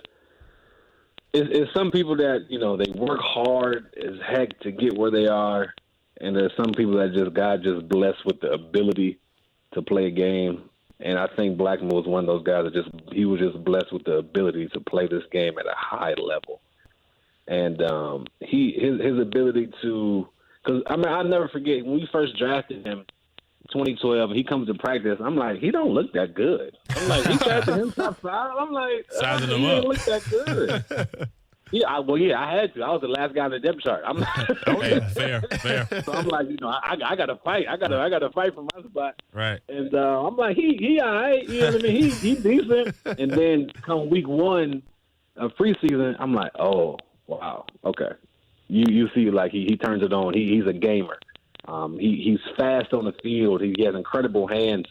The way he can control his body. He understands how to get open, where the right spot to be in. Even as a rookie, he had like 900 yards as a rookie. He's a special type of guy, man. That like you mentioned, if you looked at him, you ain't gonna think nothing of him. You wouldn't think he's that special or that, you know, like, okay, all right, that's Justin Blackmon. Like he's no compared to Calvin Johnson when it comes to, you know, the look or the stature, the long arms or whatever. Stature, yeah. But when you put them pads on, you play the game and you turn the lights on and it's time to go. Oh, he's going to show up. He's going to show out. Mm-hmm. See, someone asked you one question about that. You kind of alluded to it, like when the lights come on, he was a different person. Do you feel you've always been, you know, a down to earth kind of guy, fairly transparent with us? But do you feel that there's a certain struggle for NFL players in terms of kind of flipping that switch? Because when you're around us versus when you're around, you know, your own people, and when you come on the game, you're essentially, you know, 3 different people, and you know, just like any person, you know, I would imagine that it's very difficult to kind of juggle and balance, you know, those 3 different identities properly.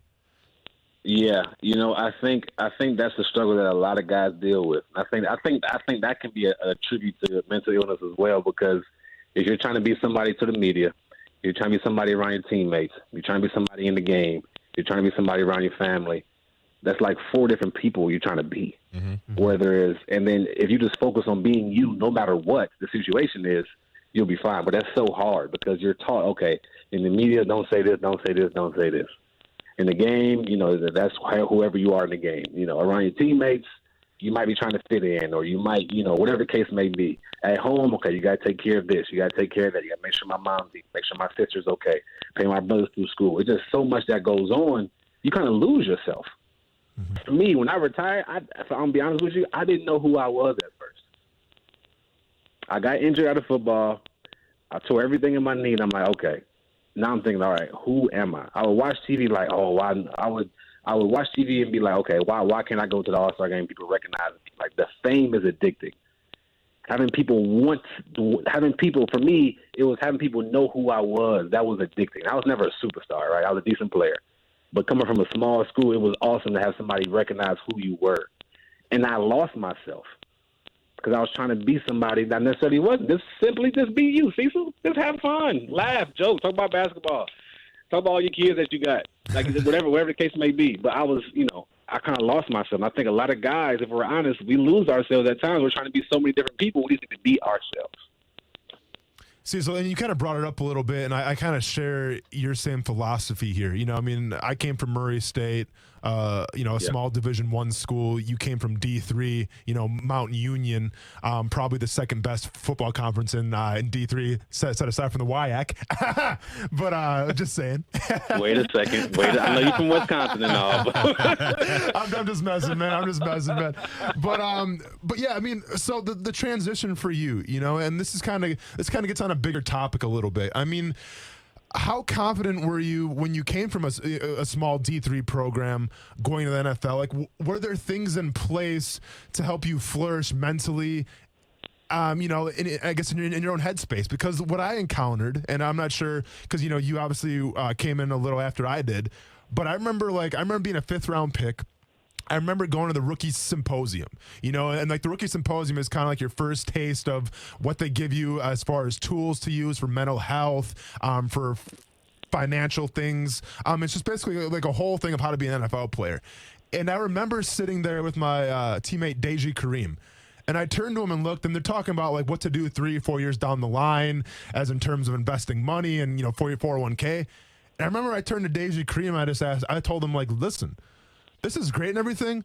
I'm just trying to make a football team right now. I don't have time to worry about my future. I don't have time to, really worry about the outlets for mental health and everything, because I'm just trying to make a football team. Like this is the springtime. We're starting training camp pretty soon, and I'm kind of in over my head. Did you kind of feel that same way, Cecil, or did the symposium kind of have a different outlook for you? Oh, no. Oh, see, I feel the exact same way you felt. And then what was worse is I came into the lockout year. So the symposium wasn't like set in stone. So at first they're like, okay, there's gonna be no symposium. They're like, okay, no, we're gonna have a symposium. So I couldn't make it out there. So I had no advice on how to handle things financially. I had no advice on what to look for or how to handle things mentally. I had no clue coming into this situation in Jacksonville. I just literally showed up the day of camp, like, all right, let's do this. And my eyes were wide open. Oh my gosh. That right there is Jack Del Rio. That's Eric Garrard. Oh, that's Marie Jones-Drew. Like, that's crazy. I'm sitting there wide-eyed and like you mentioned, I'm trying to learn this fat playbook. I'm trying to focus on making the team. Like, I'm trying to focus on doing what I got to do. I'm not worried about everything else. So I wasn't prepared at all. And then even if I was prepared, I'm 22 years old. Just got drafted 4th round. And, say during the season. You know how during the season they come in, the NFLPA guys, they come in, they talk to you. How many guys are paying attention? Exactly. How many guys are actually focused on what's going on? You just got done with practice. You're tired. You're ready to go home. You got your mind elsewhere. Most of the veterans, Rasheem Mathis, Brad Meester, Daryl Smith, those guys are paying attention. They understand, but they've been around long enough. Yeah. For the rookies, for the first year, second year, even third year guys, it's like, yo, I ain't got time to think about that. I got to think about right now. So I think the NFL got to find ways to reach the younger population earlier. If it's pulling them aside, okay, symposium is good. Coming during the season, that's good. You got to be intentional about talking to these younger players. I don't know if it's once a month. I don't know the answer. If it can't be once a week. But they have enough money and enough resources to figure out how to reach these guys and reach them ASAP. Because you're wasting our lives. You're wasting our time if you're not trying to go over and beyond for us. And it's not going to be an email blast or a Twitter or a Twitter. I sound like somebody old right there. There we go. Or on the interwebs. You got to sit these guys down and be like, listen, you have to take care of yourself. You have to take care of yourself financially, mentally. Boom, boom, boom, boom. I also think there should be for mental health. Right? When you come into the league, you should go through a test. When you're in the league, you should go through courses. You should go through classes. When you leave the league, you should go through the exact same thing. There should be an open-ended discussion, an open-ended resource for you that's there in the building to make sure you're okay, that whatever you're battling through, that you can be there, that they can be there for you, they can help you get through it. Because there's guys that, and maybe it's guys that, oh, man, well, you play sports now, you have pride. Oh, I can get through this. Mm-hmm. I can figure this out myself. When there's nothing wrong with asking for help. Nothing. Amen. Nothing wrong with that. Absolutely. And to be honest, going back to Justin Blackmon, Gus Bradley at the time, Dave Caldwell at the time, they did everything they could to be there for Blackmon. They went over and beyond. They actually, I'm not going to say what I want to say, but they did things they weren't allowed to do. Mm-hmm. They weren't supposed to do for that man. And I appreciate them and love them so much for that. For his well-being. Amen to that. So, unfortunately, so we're kind of behind it right now at the time. I got a couple quick hitters for you real quick here. When's the last time that you talked to Justin Blackmon? Have you spoke with him recently, or has it been a while now? It's been a while, man. I haven't talked to him since 2014. It's funny because I went to I know we're behind, but I went to Gus Bradley's office. He called me in the office, and Justin Blackmon's on the phone. And we talked to him, had like a 5-10 minute conversation. But I haven't talked to him since then, man. He's been MIA.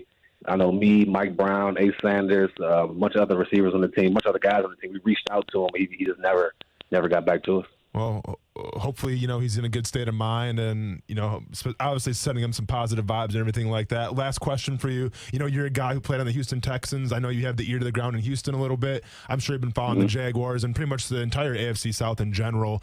What is your prediction now with Andrew Luck choosing to retire from the Colts? I think the Houston Texans have kind of a banged up offensive line. Could be a liability. How do you see the AFC South shaking out real quick? I think it's wide open right now, honestly. I'm going to be honest with you. I've been around the Texans a lot the last 2 years. I do radio down here, and I went to a lot of training camp practices. I'm in the building. It's not a – put it this way. It's a lot going on for a game to be a week away. Yeah. With the clowning situation that's going on, with the offensive line, you have no idea who your left tackle is and if he's going to be able to play. And then talking about him being on the trade block, it's just a lot that's going on.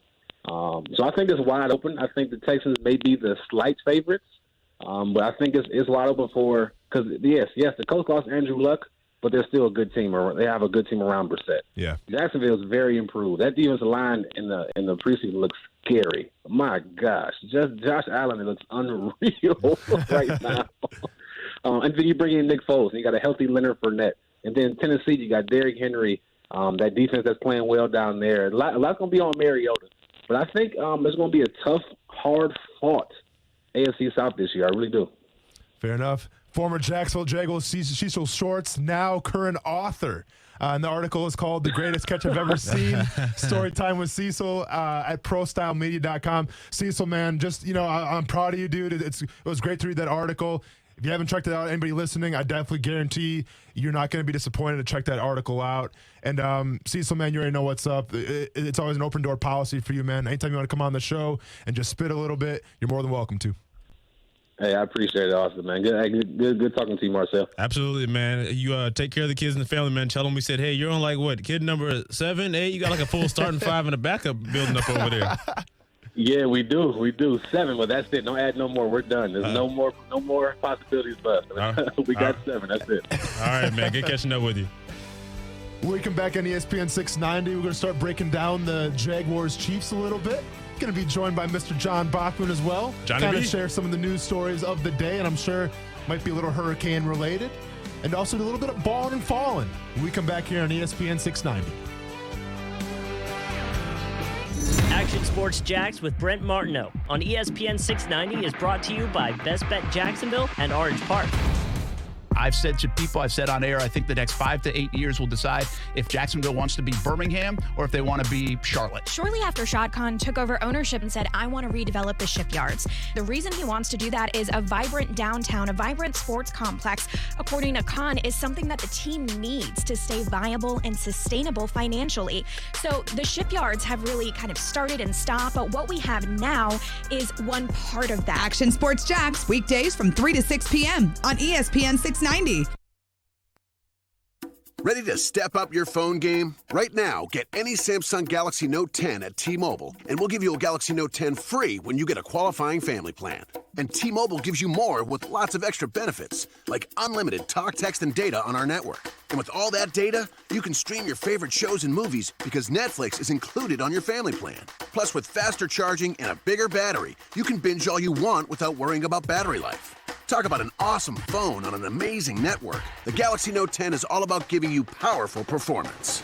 So hurry to buy any Galaxy Note 10 when you get a qualifying family plan, and we'll give you a Galaxy Note 10 free, only at T-Mobile. Customers using over 50 gigs per month may notice reduced speeds. Video at 480p. Note 10 free via 24 monthly credits for well-qualified customers. Plus tax. Qualifying plus plan and finance agreements required. 0 down plus $39.59 per month for 24 months. Pre-credit price $949.99. 0% APR. If you cancel, credit stop and remaining balance due. Receive Netflix Basic one screen up to $8.99 per month value. Follow the wave to Atlantic Infinity during this summer's sales event. Only one Atlantic Infinity. The only one for a luxurious showroom. Only one Atlantic Infinity. The only one with a stress-free buying experience. Only one Atlantic Infinity. The only one fast, dependable service. Follow the wave to the only one Atlantic Infinity. Don't miss the summer sales event happening now at Atlantic Infinity, 10980 Atlantic Boulevard.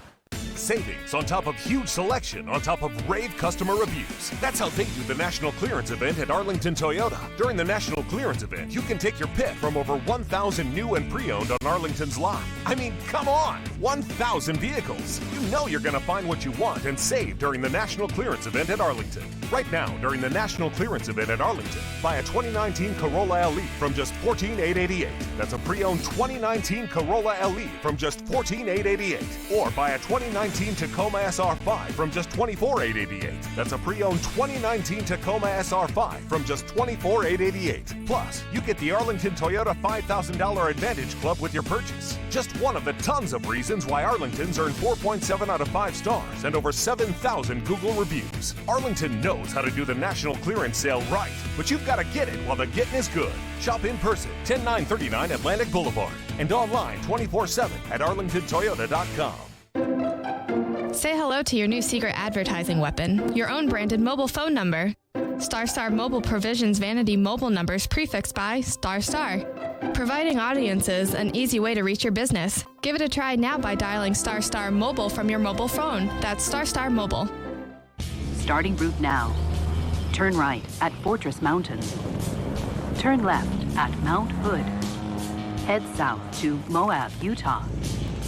Continue on the Great North American Test Drive. Run with us on a John Deere Gator XUV 835. With our quietest cab ever and optional heat and AC, and a 4-wheel independent suspension, it's built to run where no one else can. Nothing runs like a Deere. Search John Deere Gator for more. All right, it's time for some straight talk. You wouldn't pay $100 for seats to a baseball game where you can get the same seats for $50. So why pay more on your wireless when you can get the same 4G LTE networks for up to half the cost? For $45 a month, get our unlimited plan with 25 gigs of high-speed data from Straight Talk Wireless. No contract, only at Walmart. Savings may vary. See terms and conditions at straighttalk.com. There is one name synonymous with joint replacement excellence, and that name is Heekin of the Heekin Clinic. For 18 years, Dr. R. David Heekin and his staff have been the leader for treatment of hip and knee pain. Eliminating hip and knee pain through advanced surgical and non-surgical techniques has been Dr. Heekin's sole goal since retiring from the Army in 2001. If you're looking to ease your hip and knee pain, schedule an appointment today and call 328-5979 or visit HeekinClinic.com. That's HeekinClinic.com. What happens when your alarm system gets triggered? Let's say you're at work and your house is getting broken into. You want the police called, right? Well, that only happens with a SafeTouch security system. You heard me, right? Yes, the law states that if an alarm is not verified, the alarm contractor must call the key holders before calling the police, giving the crooks plenty of time to clean out your home and have an easy getaway. But the SafeTouch two-way communicator verifies the holdup in just seconds, allowing the SafeTouch operators to dispatch emergency authorities in seconds. Also providing valuable information to the authorities. Customers also receive an instant text verification as well as live video of who's in your home. This video can be transferred to the police, giving them a huge advantage in the war on crime. Don't just think you're safe, know you're safe. Get the SafeTouch Advantage now and receive a free color listen and talk camera and just $5 extra for storage. Get the SafeTouch Advantage now at safetouch.com. License number EF233 with approved credit terms and conditions apply. Our partners at BSN Sports, the largest provider of team sports equipment and apparel in the country, would like to thank all of the coaches out there who truly are the heart of the game. While BSN Sports is the best at equipping athletes with a one-stop shop for everything needed to run an athletic program, coaches are the best at equipping lives. And that's the real final score. Learn more about how BSN Sports can save you time off the field so you can impact more lives on it by calling your local BSN Sports sales professional or by visiting bsnsports.com today.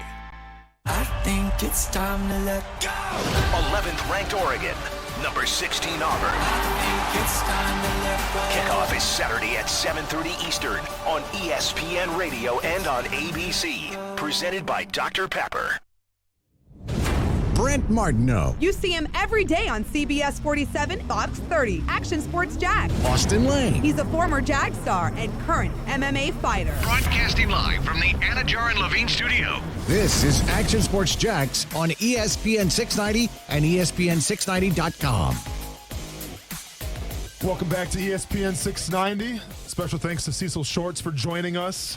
Great interview. If you missed it, you can check it out on Twitter. I'm not going to repeat them again because I'm literally out of breath. But no, Twitter, Mixer, Facebook, YouTube, Twitch. Instagram? Not Instagram yet. John, that's more work for Kuz over there. Absolutely. Yeah. We're joined by Marcel Robinson, and you just heard the voice, Mr. John Bachman. A little bit of a TV timeout. John, what do we got coming up, fellas? How you doing? Shockingly, we're going to be talking about Dorian a lot today. Color me I shocked. think mostly entirely. But here's the deal. So I'm going to start off with something a little fun. Mike Burrish tweeted something earlier today that I thought was fantastic. He said, listening to meteorologists predict what's going to happen with hurricanes 5 days out is like looking up your symptoms on WebMD. Could be nothing, could kill you. That's fair. I like that. So, and his point is, look, folks, it's still we're still several days away, and the fact is we don't know exactly what this thing's going to do. We have a pretty good idea now that it's Friday, that on Monday evening this thing is going to be a strong storm. It's going to be hitting somewhere south of the Cape Canaveral. It's between West Palm Beach areas where Mike's thinking somewhere in between those two somewhere. Fort Pierce, I think, is a place he keeps putting out there. So we have that pretty good idea. Now the question is, what does it do after that? Does it go up the spine of Florida and drop a whole bunch of rain in a slow-moving rainmaker that, quite frankly, would be pretty bad for us? Right. Or does it move?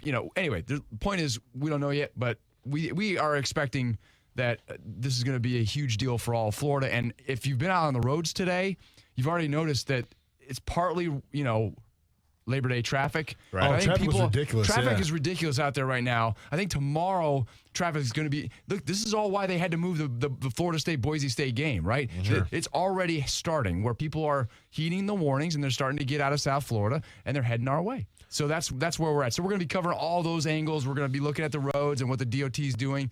The governor announced today that they're starting to clear the shoulders in preparation for evacuation orders so that on 75 and 95 they can get people going north faster. Right. Not planning at this point on going all northbound at this point because they're still bringing their highway patrol is escorting gas trucks down into South Florida so that they can keep the fuel pumps open so all the people can get the gas and get out of there. So there's lots of stuff going on. And anyway, so that's the kind of stuff we're covering today. The other thing that we've got that I think is really interesting, certainly a reason to check it out, and you're going to only see it on Action News Jax, is an investigation that we've got going. We've been following, remember after Irma, those 12 nursing home folks who died after Irma because the power was out. It was so hot, no air conditioning. These folks are already, in a not a good state health-wise, and they died. So 12 people died after Irma, but because the nursing homes didn't have power.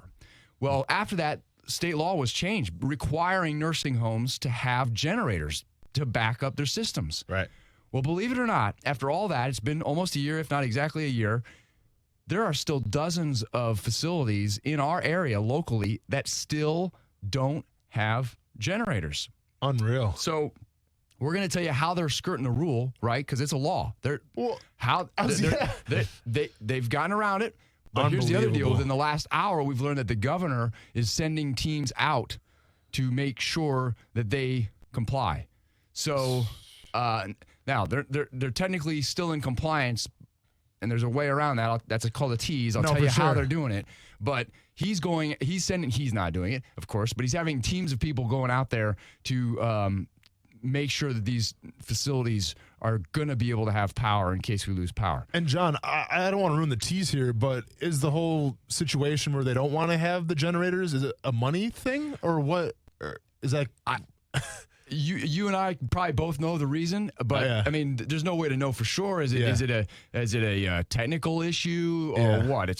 But let's be honest, it's probably one would assume that it would be a money issue because those things aren't cheap. Obviously, they're not cheap. Yeah, right. Okay. But I don't know. I mean, for whatever reason, there are dozens that have not gotten the generators set up like they should have. Right. So that's kind of crazy. So we're working on that as well. Very cool. I mean, it's not cool, obviously, but I mean, very interesting. It's interesting that you can go this long without without doing what is required. It's unbelievable. And so hopefully we can get these folks who are higher risk taken care of. And of course, it's going to be the 5 o'clock update is coming out in the next 10, 15 minutes. So Mike will have that right at the top of the show at 5 o'clock. So he'll break down what's changed. And look, this thing's changing. We do these updates 5 and 11 o'clock, 5 and 11 o'clock, and every update's different. So it's been strengthening. It's, still circling out there in warm water, 90 degrees, gaining strength. So this is going to be a huge event for the state of Florida. And, up here in Northeast Florida, we may be a good refuge for the brunt of the storm, but we may still get a lot of rain out of this deal. And for anybody who was here in 2016, 2017, rain is just as bad as strong wind, if not worse in some ways. Yeah, slow-moving water. Yeah. So that's it. That's all I got.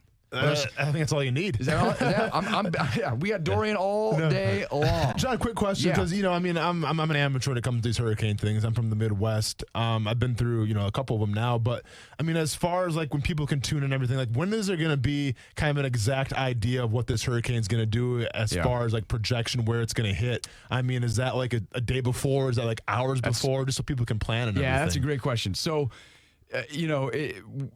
that cone of uncertainty narrows every time, right? And so that's the whole point. So, like I said, they've finally now kind of locked in on Monday evening when it's going to go, when it's going to hit, and kind of now you can see that cone of uncertainty is pretty much narrowed in on that West Palm, Cape Canaveral. Right. Then they're pretty sure that once it hits land, it's going to veer north. What they still don't know at this point is most of the models have it basically going up Florida's spine, right along the Gulf Stream, right? It's now you're testing my meteorological knowledge. Sorry. I see, Marcel. We call it Florida spine because basically Florida spine, the highest point in Florida, which is probably 5 or 6 feet above sea level. But anyway, and then it either goes to the Gulf or it goes to the Atlantic. So it's gonna more or less follow the spine. That's what most of the models say, going north. But there are outlying models that show it going, farther west, maybe up the west coast of Florida, or maybe even out into the Gulf, which would probably be really not a very good situation for a lot of folks. But or going up the East Coast, and that also would not be very good for us because then you're starting to talk about even more water. Bottom line is we're going to have a water event in Northeast Florida. Because we've got a high tide, so we've already got more water coming up into the St. John's right now anyway. Then you're going to have the Northeast and the wind bringing even more water in, and that doesn't even account for any of the rain that's going to be falling. Right. And we're talking about rain today that we've already had, which has nothing to do with the storm. And then you're going to have, there's been numbers thrown around where, there's going to be as much as 20 inches of rain with this thing coming. And it may be more, maybe less, but we're going to have a lot of rain coming with it as well. So I think, like, you hear about the Black Creek in Clay County was really problematic with Irma. I think there's a lot of concern that could be a problem again. We saw Riverside, San Marco flooded out in parts with Irma as well, and downtown too, right? Well, and that's what right where the St. John's kind of makes that hard right angle or left angle, depending on which way you're going.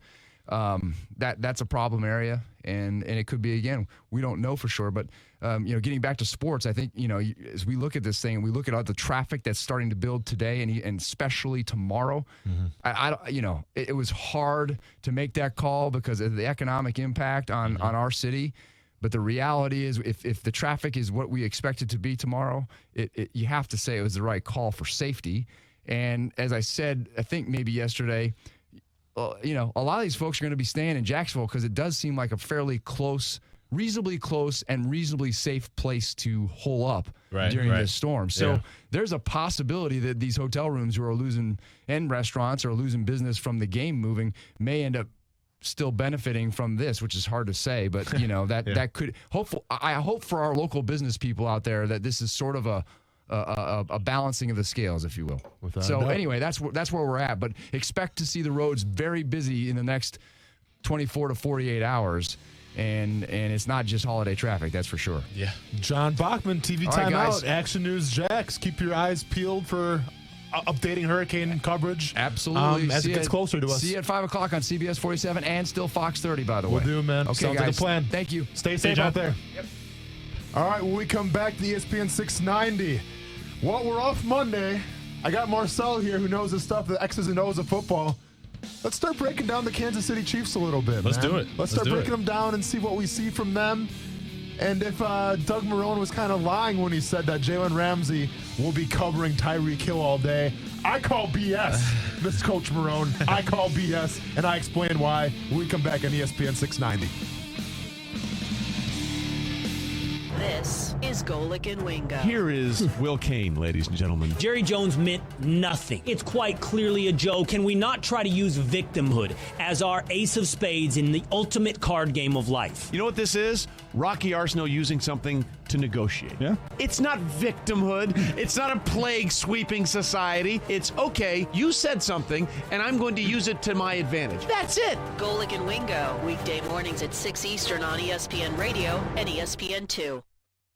Hey everybody, this is Austin Lane. I used to wear number 92, and while it's a great number, 94 just might be better. That's because Vida de Luis recently got a 94 rating. Hey, this is Brent Martineau. Vida de Luis is a locally owned tequila right here in Jacksonville, made in Tequila, Mexico, and shipped directly to Jax Beach. Make your own recipes with Vida de Luis tequila, one of the smoothest tequilas you will ever taste. For locations, recipes, and merchandise, visit VitaDeLuis.com. Leave your troubles ashore. Live the island life with the citrus of the sea. Vida de Luis tequila. Must be at least 21 to drink. Drink responsibly. Is today the day it'll finally stop raining? We sure hope so, but it's been a very wet summer so far. This is Mike with Big Fish Roofing. Don't forget, your roof is the first line of defense against the elements. Here at Big Fish Roofing, as an Owens Corning Platinum Preferred Contractor, we are locally owned and we drive our business with quality and integrity. We do not require any down payments until your roof project is complete. You can find us at bigfishroofing.com or facebook.com/bigfishroofing. We are the roofers you can trust. We are Big Fish Roofing. Alexa, how do I drive more customers into my business? First, people will need to hear about you. Then you need to be online where they look for you. Then you need I don't have time for that. I need to run my business. Okay, searching for a local team that can help. Codan is now Local Solutions. Visit JacksonvilleLocalSolutions.com today. As Dorian takes aim at Florida, Action News Jax and the First Alert Weather Team are keeping a watchful eye on the tropics. Chief Meteorologist Mike Burrish tracking Dorian's every move. This is the time to prepare. Download the First Alert Weather app and get real-time radar, hourly forecast updates, and the latest track on Dorian. And on TV, we'll be working round the clock to bring you live updates and live coverage as the storm approaches. At Action News Jax, we're here for severe. Keep you and your family safe. Football season is back. Almost. As we, the fans, anticipate the new season, Tailgaters Parking invites you to come experience the best tailgating at TIAA Bank Field. Tailgaters Parkers know that if you've never experienced Tailgaters Parking, you've never experienced tailgating at all. Tailgaters is on Talleyrand Avenue, right across from TIAA Bank Field. It's safe and secure with clean, permanent restrooms and a full-service bar and grill. Reserve your individual or group spaces now at tailgatorsparking.com. The following message is sponsored by the Florida Ombudsman Program, the Florida Association of Broadcasters, and this radio station.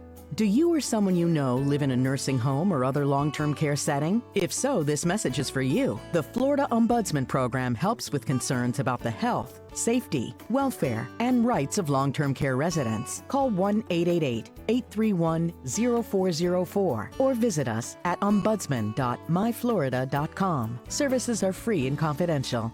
Beards Jewelry announces our most exciting offer ever. Get 5 years, 0 interest, no money down on any purchase. This is the best deal of the summer. Spread your payment out over 5 full years without paying a dime of interest. Beards Jewelry, located at the St. John's Town Center. Shoelace is a dolphin. How about that? Denora Robinson joins us on Action Sports Jax on ESPN 690. Hey, man, this is pretty cool news. But it's exciting just to be back around football again. So, Action Sports Jax, weekdays from 3 to 6 p.m. on ESPN 690. Now, back to Action Sports Jax on ESPN 690 and in the TuneIn Radio app.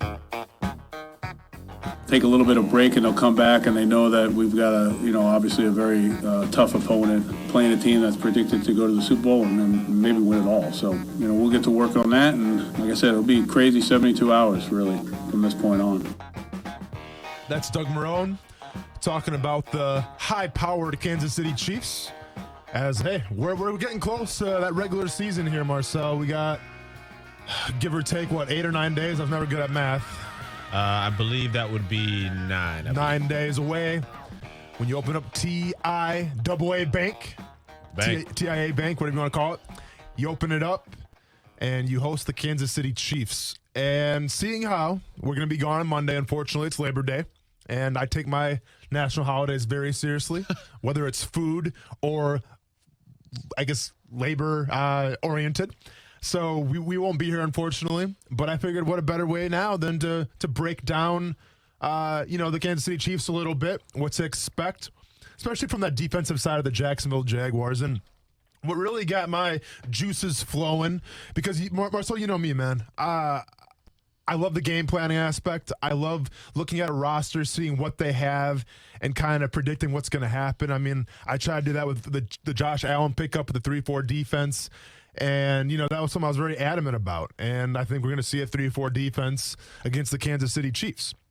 One of my things I forgot to bring up with Stuart that we talked about Taven Bryan a little bit, and I'm not sure if you watched the game at all, Marcel, but Taven Bryan last night, and I want to make sure I have these stats correct of when this play actually went down. It was on a 3rd and 5, and it was out of a shotgun formation, and it was out of a bunch formation. And for those people that are kind of, casual NFL fans, bunch basically signifying that the wide receivers are closer to the quarterback than a traditional NFL formation. Right. And what I saw from Taven Bryan was I actually saw him drop back into coverage. He dropped back into what we call a hook coverage. Basically, he just rushed straight back. Mm-hmm.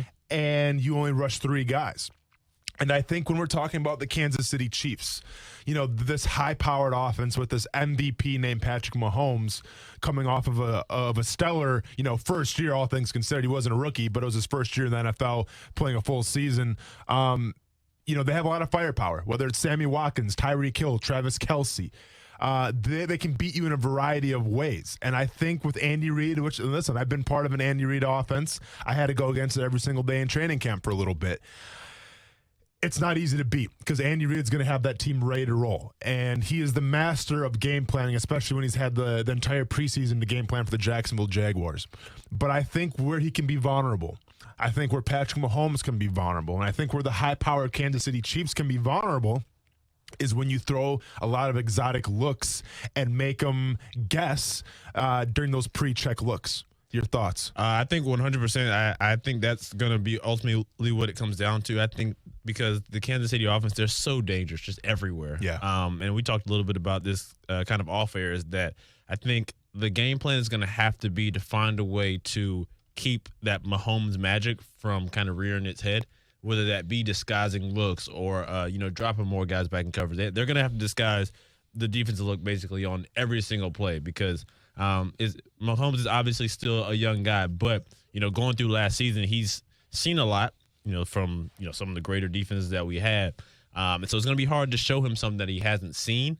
And if you can't get him like off his spot or out of his groove, once he gets into a groove, it's bad. I mean, I was at the game last year, when we went up to Kansas City for that particular game, and just kind of watching him, he has such a command of the huddle and control over the game, and the last thing you want for a guy like that who can kill you with his legs or get out the pocket and make every single throw on the field and with the no look pass and whatever, the last thing you want him to do is get comfortable, because if he gets comfortable, he's going to kill you. Absolutely. And with Patrick Mahomes, I think this is a guy, like you said, where if you give him any kind of time whatsoever, he's going to punish you either with his legs or with his arm, because this guy can make any throw from any angle with any kind of footwork. And I think with what we saw last night with Taven Bryan dropping back into coverage, I think the philosophy, I think it's a great one. When you look at that Jacksonville Jaguars defensive line right now, and I'm assuming Marcel Darius is going to be healthy, 100% ready to go week 1 against the Kansas City Chiefs. When you look at that defensive line, you have studs rushing the passer.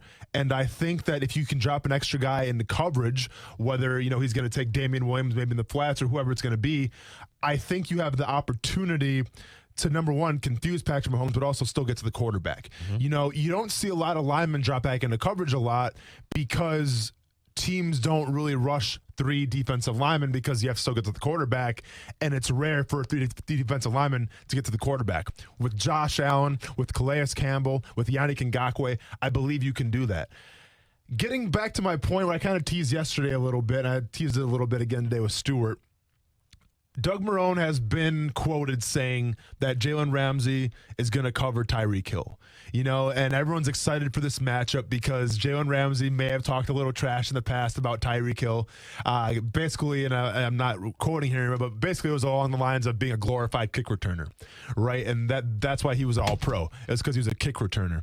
Well, this past season, Tyreek Hill kind of burst on the scene and everything. First team All-Pro. Put up some very gaudy numbers, is a receiver that I feel is dangerous anywhere on the field. Usually when you have a wide receiver you have to worry about, especially at that one spot, yeah, maybe you have to worry about that go route. Maybe you have to worry about that red zone target, having like a big body receiver. Tyreek Hill is not that guy. If Tyreek Hill gets the ball behind the line of scrimmage, off a crossing route, off a go, he can take a yard every single time. And that's what makes him so dangerous.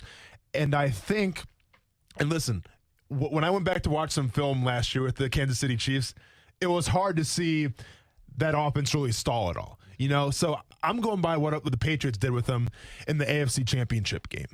And in the AFC Championship game, Bill Belichick, who is a defensive genius, especially taking away the best threat on offense, we have to analyze who the best threat on offense is. And I think it's Tyreek Hill. All due respect to Travis Kelce. Travis Kelce is probably the best tight end in the NFL. But I think in terms of what Kansas City is going to try to do, go for those big plays, put the Jaguars behind the clock right away, I think Tyreek Hill is going to be that guy. So what do? Do you put Jalen Ramsey on him? I don't think you do. And the fact that Doug Marrone came out and said Jalen Ramsey's going to be on Tyreek Hill, it almost throws up a red flag. It's a little gamesmanship. Because if I'm the Jacksonville Jaguars, I did what the New England Patriots did. I actually put Jalen Ramsey on Sammy Watkins, and I take him completely off the field. That way, you don't have the safeties worrying about Sammy Watkins. It's just Jalen Ramsey's guy all day. Have fun with that. And then you double Tyreek Hill. You give exotic zone looks. You give exotic looks where he can't get the ball in open space. Mahomes can't find him. And in doing that, Mahomes could hold the ball a little longer, and that's where your defensive line starts to feast. Yeah, I see exactly where you're going with that. But for me, honestly, I think that I don't see them locking up Jalen locking up on Tyreek Hill, mainly because they don't have to. I mean, you have two All-Pro corners, two great corners. Obviously, you don't really know what you're going to get with the two younger guys at safety because that's a little bit different. But if you go back to that Kansas City game, everyone talks about how Tyreek, he got loose from Jalen a couple times or whatever. But Tyreek Hill wasn't the leading receiver in that game. Travis Kelce was. True. And last year we had whom we deemed, the tight end container to Sean Gibson on all of our tight ends. Well, he's not here this year. Yeah. I don't think that they necessarily have to lock in on Tyreek Hill. I think that they're going to beat him up. And like I said earlier, I think the biggest issue here is to just make sure that Mahomes doesn't get loose. I mean, obviously, you're a football guy. If you give any quarterback, 6-7 seconds, it doesn't matter if you got Champ Bailey and Deion lined up with Darrelle Revis in the nickel. Yeah. I guarantee you somebody's getting open in 7 seconds. So I think I don't think they're necessarily going to key in on somebody. I think it all comes back to disguising some things, maybe drop a line, rush three, drop one of your ends and bringing the linebacker off the edge. Just because I feel that, Tyreek Hill's a good receiver. I'm not going to lie. He's fast. He's shifty. If he gets his hands on the ball, he's dangerous. But I don't think you overthink this. I think that's one of the reasons why people lose to the Kansas City Chiefs is they overthink that, we have to shut down Tyreek Hill. Well, they got weapons everywhere. I mean, you got Kelce, you got Watkins, and even got Mecole Hardman from Georgia who's been coming on in the preseason. So it's going to be a fun matchup for sure. It will be, especially if they have a running back too named Damon Williams. And listen, I don't think he's a Kareem Hunt, but any running back, if you play fantasy football, you know this, any running back in that Andy Reid offense is going to feast as well. So you have to account for him. Listen, it's going to be a tough task for the Jacksonville Jaguars, not this Sunday, but next Sunday at TIAA Bank Field. We'll be breaking it down more next week, but just a little preview for all you listeners out there of what to expect from that Jaguars defense. When we come back in ESPN 690, we'll be joined by Brent Martineau, do a little balling and falling, a little stay in your lane, and maybe talk a little college football next on ESPN 690.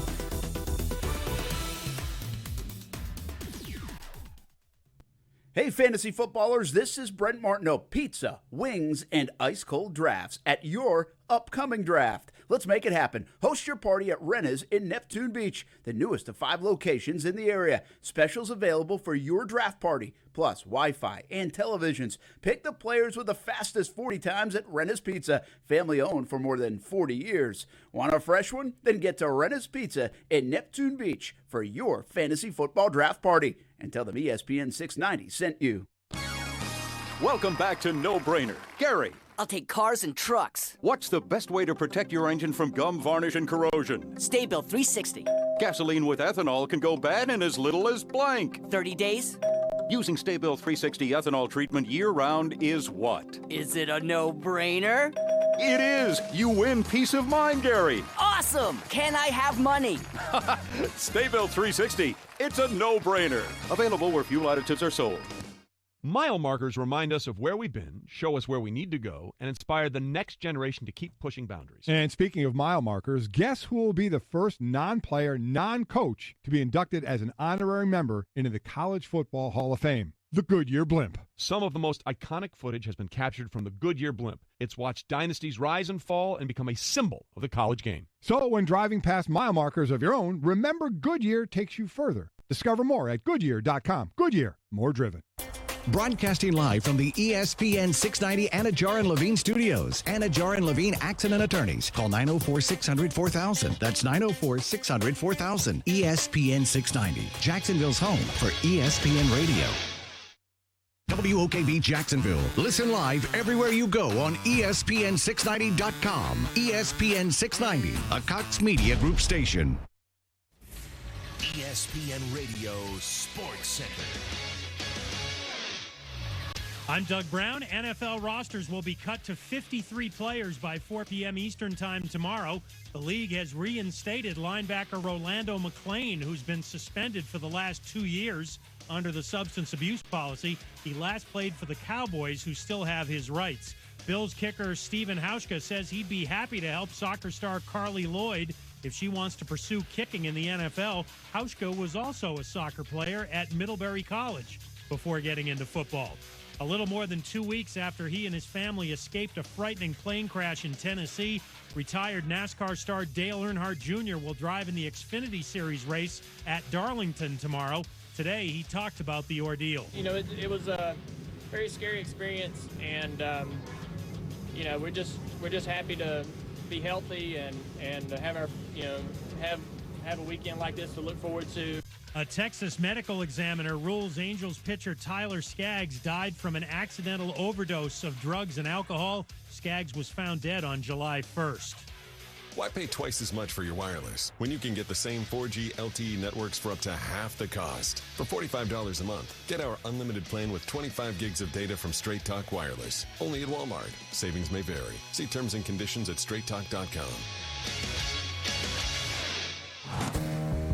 Brent Martineau. You see him every day on CBS 47, Fox 30, Action Sports Jax. Austin Lane. He's a former Jag star and current MMA fighter. Broadcasting live from the Anajar and Levine studio. This is Action Sports Jax on ESPN 690 and ESPN690.com.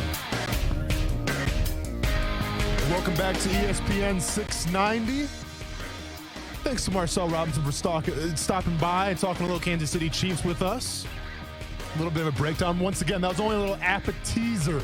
That was just a little something to keep you guys tied over for the weekend, this long weekend, as we will not be in the studio Monday, thanks to Labor Day.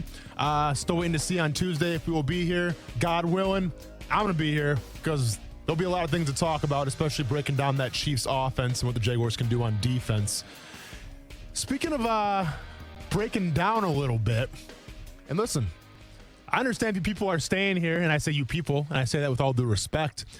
If you guys are going to break down a couple parties for this hurricane, I just ask that you be safe, number one. Be smart, number two. And if you're going to break it down with a party, a hurricane party, why not make it a little Vida de Louis? Can't make nobody come between us. Can't make nobody come between us.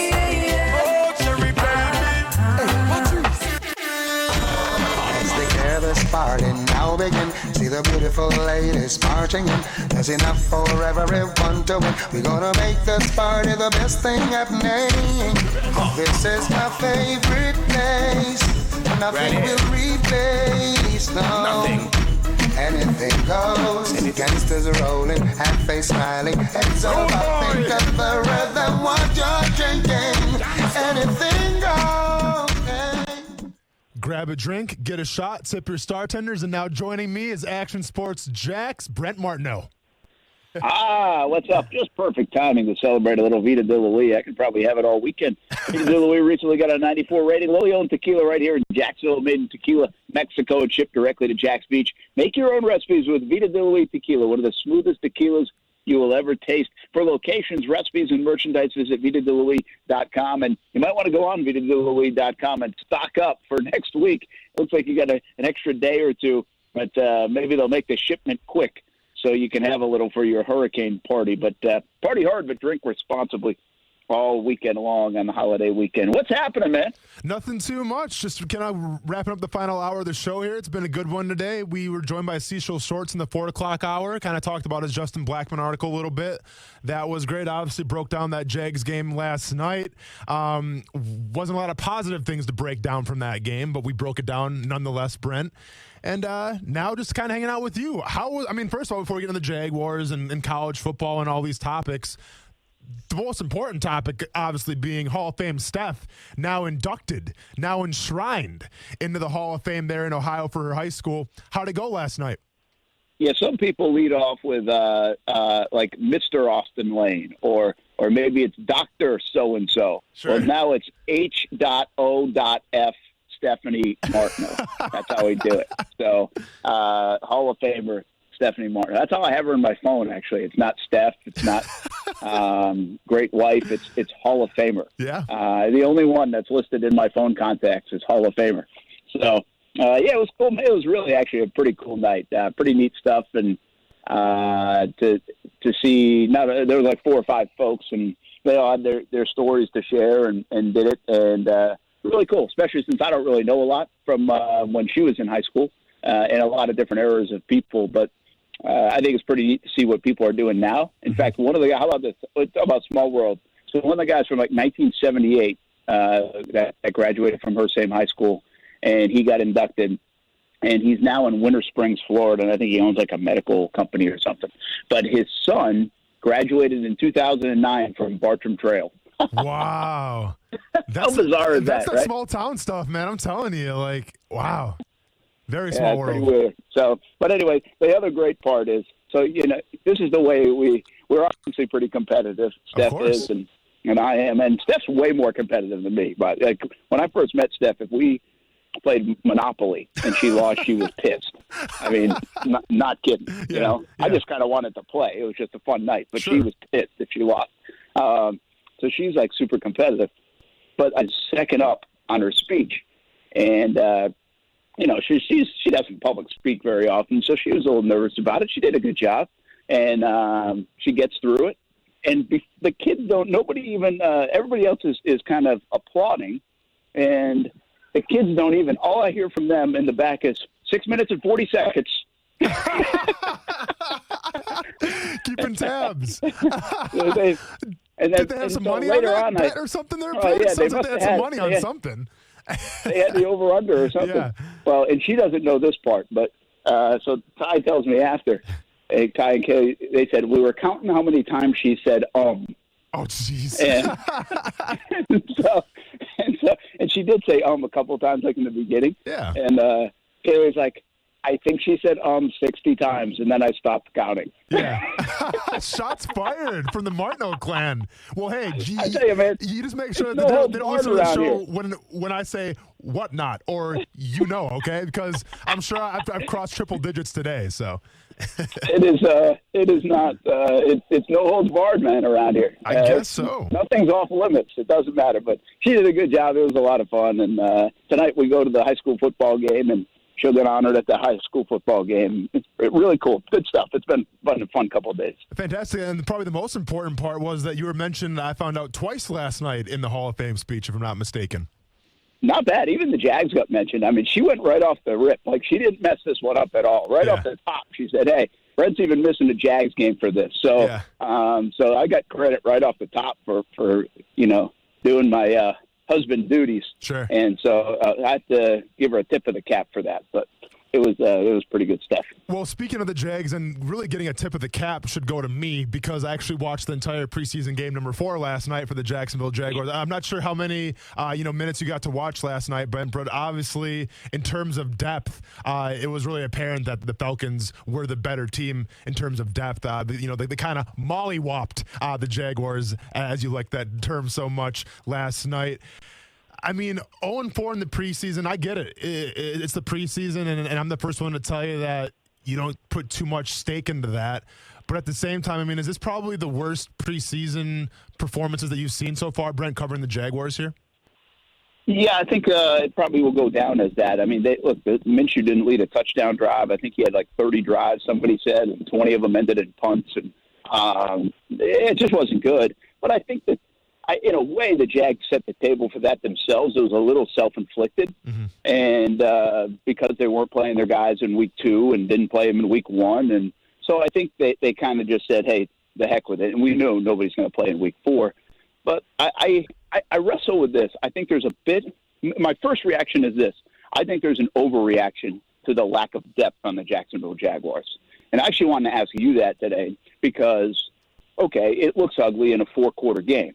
But you know how depth works. Well, you know, guys 35 through 45 might not even play. Guys 30 through 45 might play however many snaps in the game. We're not talking about going out there for 65 snaps in a game. So I feel like we're overplaying the lack of depth the Jaguars might have. Yes, if 25 guys get hurt, the Jags are going to suck. I get it. Yeah. We found that out last year. Okay, so, what's your take on it? Is it a bit overplayed? I mean, depth comes into play on special teams, and then when you start really getting hurt, like third guy you need to play in a certain position. And I feel like from that sense it's a bit overreaction off the preseason is the lack of depth the Jags have. Yeah, I mean, I think you're absolutely right, Brent. It is a little overreaction because I can't remember the last time, in the NFL where – the whole starting defensive line was out for a season. I mean, I think we see that a lot on the offensive line, but I think people were concerned maybe a little bit of the defensive depth, right? Like it didn't seem like they could stop anybody throughout the entire preseason. And you're absolutely right. You're really never going to see, guys 35 through 53 out as starters unless there's just a catastrophe of injuries.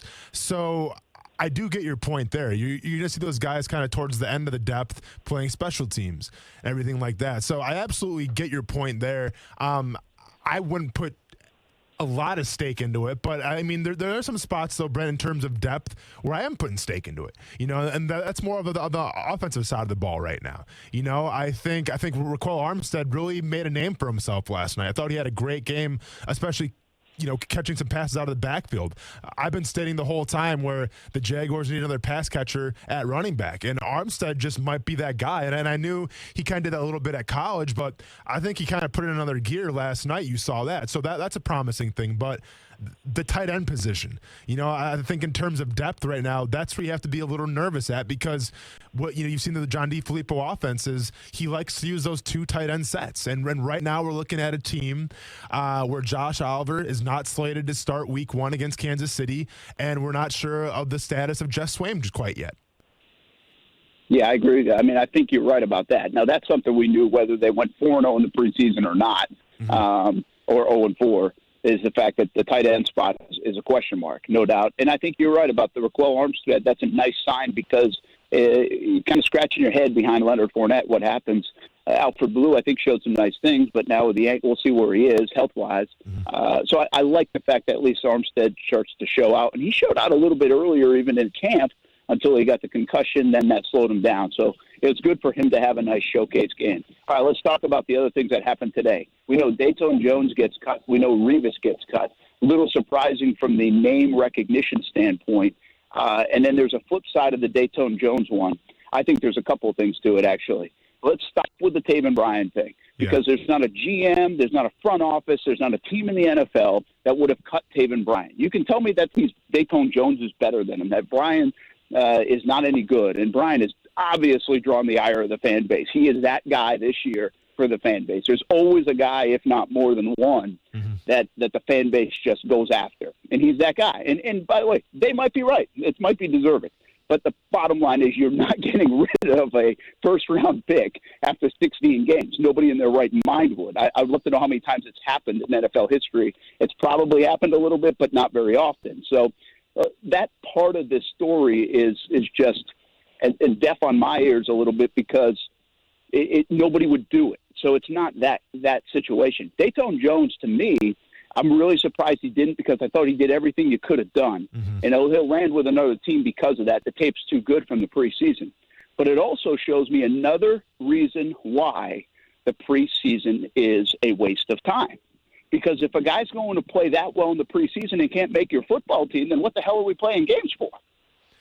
I mean, Brendan, that's a great point, and kind of Stuart brought that up to me a little bit in the first hour, and he said that by all his, what he's been hearing is that the Jaguars are putting a lot more stock into how the guys practice as opposed to what they show on film during the preseason games.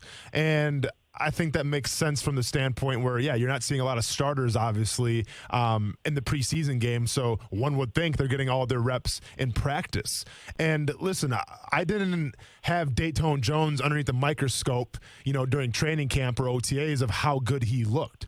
But I know how good he looked on film when the lights were on, when the lights were the brightest, when it mattered the most. And I thought Dayton Jones had a hell of a preseason. I thought he showed up in a lot of the preseason games and made some pretty big plays, whether it was the big hit on Cody Kessler knocking him out. Now, granted, he kind of came free on that one, but if you really watch that game, he was causing havoc in the backfield all day. I thought Dayton Jones really made a name for himself. And as I look at that depth, Brent, when we talk about the importance of depth, well, here's a guy who performed from what he was asked to do, but he's also a guy who's played multiple positions in the NFL. He's played that 3 technique. He can play that big 5 technique like Calais Campbell plays. Crap, if worse comes to worse, the guy's played outside linebacker before for the Minnesota Vikings. If you have to put him at a 3-4 outside linebacker spot, I'm sure the guy can do that as well. So the fact that, he's so versatile, he's so athletic, a former first-round pick who just hasn't really found his niche of the position he wants to play, I thought he found that niche in Jacksonville, and unfortunately he gets released now. Now, it's important to think, too, maybe the Jaguars plan on bringing him back. I'm not sure how the contract works, where they sign him after week 1, but one would think that since they released him, there's going to be another team out there that picks him up because, yes, like you said, his film is just way too good right now. There's got to be another team that needs a little bit of that. And listen, it's a nice situation for a team to be in when you don't need a player that's been productive but could fit on your roster because you have too many players. Yeah. And again, people will say, well, he's better than Taven Bryan. It doesn't matter. Take Taven Bryan out of the situation because Taven Bryan wasn't going anywhere. Even if you could have brought an all-pro in here, they weren't going to cut Taven Bryan. They just weren't doing it.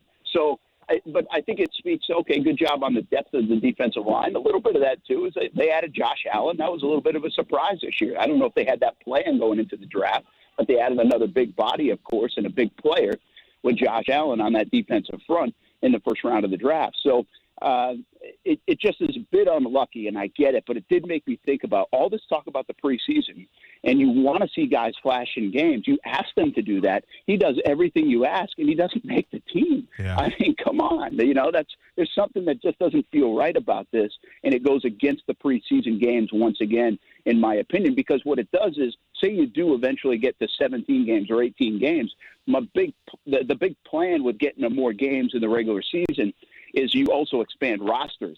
And a guy like Dayton Jones then would make this team because you could use an extra body there and you had an extra roster spot for him. So, I mean, it's kind of it doesn't matter because it's not the way that it is right now.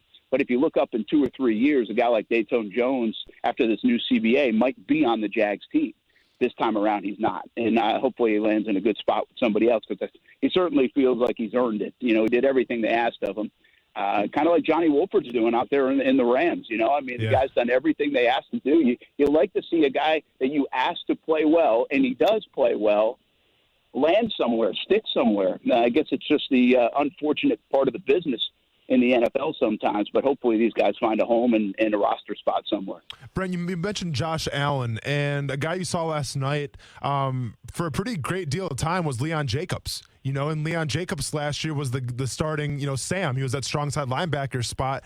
Now finding himself this year playing in preseason game number 4. What does that kind of say, number one, about the defense, that what the Jaguars are trying to do now? And what does it say about their confidence with Josh Allen going forward, that the fact that Leon Jacobs is playing in preseason game number 4 already? Yeah, it is questionable about Jacobs. I think they just want to see something more out of him, and we'll see what happens when all these cuts come down. But I think you hit it. It says everything about Josh Allen and how they're going to use him. And the more and more we talk and the more and more you get right about all this 3-4 look and the hybrid look and what he can do and how they're going to utilize him, and you got to keep number 41 on the field. So it makes what it does is at least give them an opportunity to say, hey, we want to see more, and we don't have to protect this guy from injury because we've got a way to go if we need another way to go. And it'll be interesting with the whole Jacobs story and that whole Sam linebacker story and how this looks and the reps are given during a regular game. That's going to be fascinating. Of course, a lot of that does change with styles of play, right? I mean, It'll look different with Kansas City than it looks against probably the Tennessee Titans. Exactly. But it's a fascinating watch at how they build this roster, and it's all, not all, but in this instance, it's all based on Josh Allen's skill level, his ability, and the way he's shown out early on in his NFL career that gives that defensive coaching staff a heck of a confidence to utilize him in a lot of different ways. Speaking of showing out, a guy that I was really surprised that made the cut list that kind of showed out the whole preseason was C.J. Revis. C.J. Revis was let go along with Tay Hayes, Josh Rawls, another name, and Thomas Rawls. I mean, out of all those names, you kind of surprised to see some of those guys go? Yeah, Dayton Jones and C.J. Revis are the ones for me. Yeah. Revis, because he played so well in that first one, he got a lot of momentum in that first preseason game, and he's been around a little bit. I guess in my mind, and we do this sometimes, we just kind of pencil those guys in as, okay, that's who they're going to stick with. Well, now what are they going to do back there? That's another depth concern spot for the Jacksonville Jaguars, and it's actually a concern spot from a starting standpoint because we don't know what they're going to get out of that safety position. I mean, we can have hope. You can believe in something. But I think it is a bit of blind faith how Harrison and Jared Wilson are going to get along back there. And then it's really blind faith if you think they have any depth behind them and how those guys would do if Wilson or Harrison got hurt. So probably the weakest spot on this Jaguars defense is not linebacker, even though Telvin Smith's gone. And that situation has presented itself even with Quincy Williams getting banged up. The weakest spot really is that safety position because I think there's a lot of unknown at what we're going to get there once this game starts next week. Well, and it's kind of like you mentioned, there's a lot of unknown, and then especially with the cuts happening now, there's always use for depth and things like that. And you're probably more knowledgeable than this than I even am. As far as like going through these roster cuts right now, and like you see guys getting cut, and you see that guy's got some talent, he has some skill. The Jaguars should go after him. I mean, how often do the Jacksonville Jaguars go out and take some guys off waivers to try to build their team a little bit? Because it's one thing to bring in a talented guy, but you have to teach him the system. You have to kind of establish the culture with him, and sometimes it takes guys to get caught off the speed a little bit. So do you see more of, Doug Marrone has his guys right now, he likes what he sees, he's going to stick with that? Or will we see some kind of, free agent signings here off that waiver wire and maybe cut a few guys that supposedly made the team already for the Jacksonville Jaguars? Well, I think some of these cuts and the way they did this preseason are certainly an indicator that they will be active on the waiver wire this weekend once the cuts become official at 4 o'clock tomorrow. And there's two reasons for that. Oh, really, one big reason for that. They're number 7 on the waiver wire list. And so they have high priority. They only have 6 teams in front of them. So you gotta feel good about maybe another team might drop somebody that can help you from a depth standpoint. And keep in mind, these are all depth plays, right? Mm-hmm. They're not anybody that's going to come in here and most likely start right away, unless there's some catastrophic injury in the next, week and a half. But these are depth plays and special teams kind of plays that the Jags scouting staff and front office is looking for. I always think that's fascinating about this time of year. They're making their own cuts based on a little bit of what they believe other teams might do, because maybe they feel like a safety may free up from another team that they like, and they're probably keeping an eye on that. And there might be a decent pool of players that might be better than a guy like C.J. Rivas. So that's my only belief in why they make a move like that. Rivas is a little surprising to me, and they must like what the waiver wire might give them in the next couple of days. Say, Brett, we're kind of behind it right now, so we're going to get ready to cut to break. But before we do, a guy that just got cut from the Oakland Raiders, kind of a star in Hard Knocks, the guy from Canada by the name of Luke Wilson, tight end, spent some time with the Seahawks, played behind Jimmy Graham, but, has some pretty decent numbers set aside from being a backup quarterback, spent time in Detroit last year, went to Oakland, now gets released. Do you think Luke Wilson's a guy at that tight end spot where they seem to need some depth right now? Could you see the Jaguars pursuing him?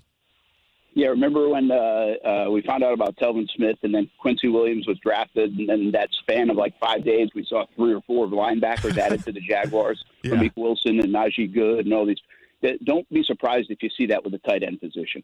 I think you'll see a lot of revolving door activity with that tight end position. Why not spin your wheels? You don't know what you have there. You're not confident in a whole lot. Sure, you're invested in the rookie Josh Oliver when he gets on the field, but that's really about it. I mean, Jeff Swaim's a minimal investment. So I think that will be a revolving door acquisition kind of position for the Jacksonville Jaguars, where they will be very active in looking at guys like Wilson.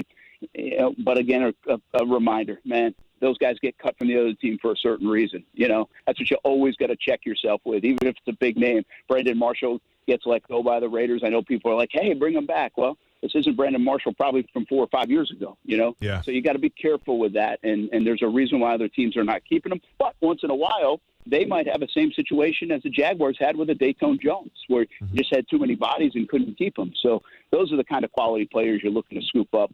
And once again, the Jaguars are picking number 7 on that waiver wire, and that will be beneficial to them this weekend.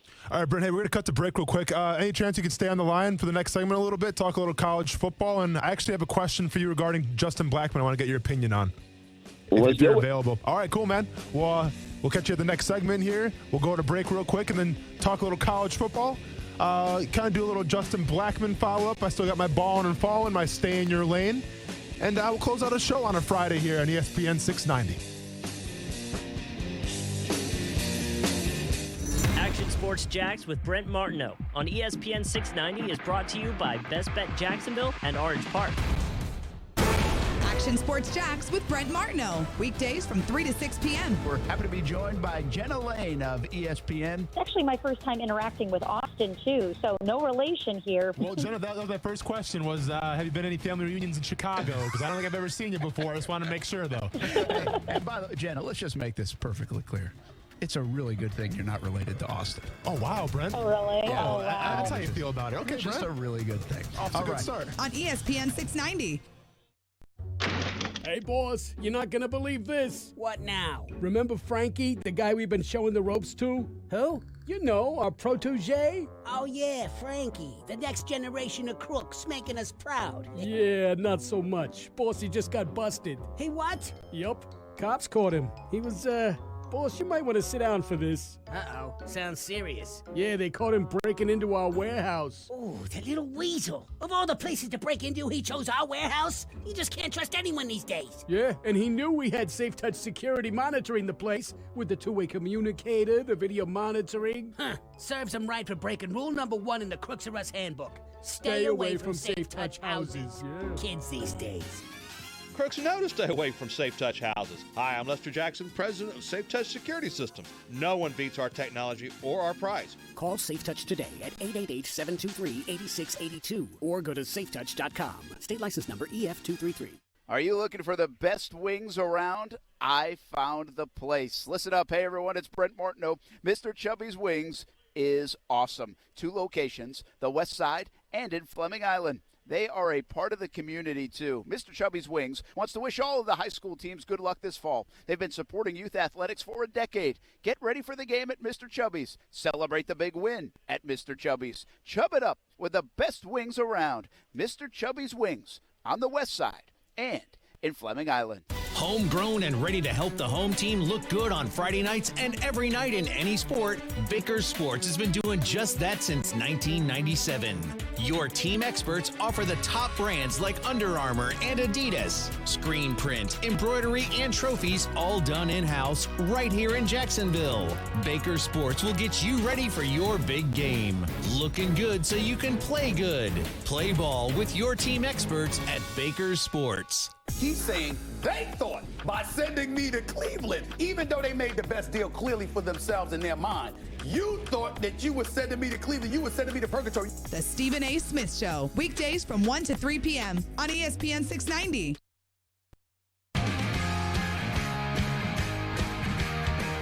Hey everyone, Jawan Taylor here, University of Florida, and you're watching Action Sports Jacks. Go Gators.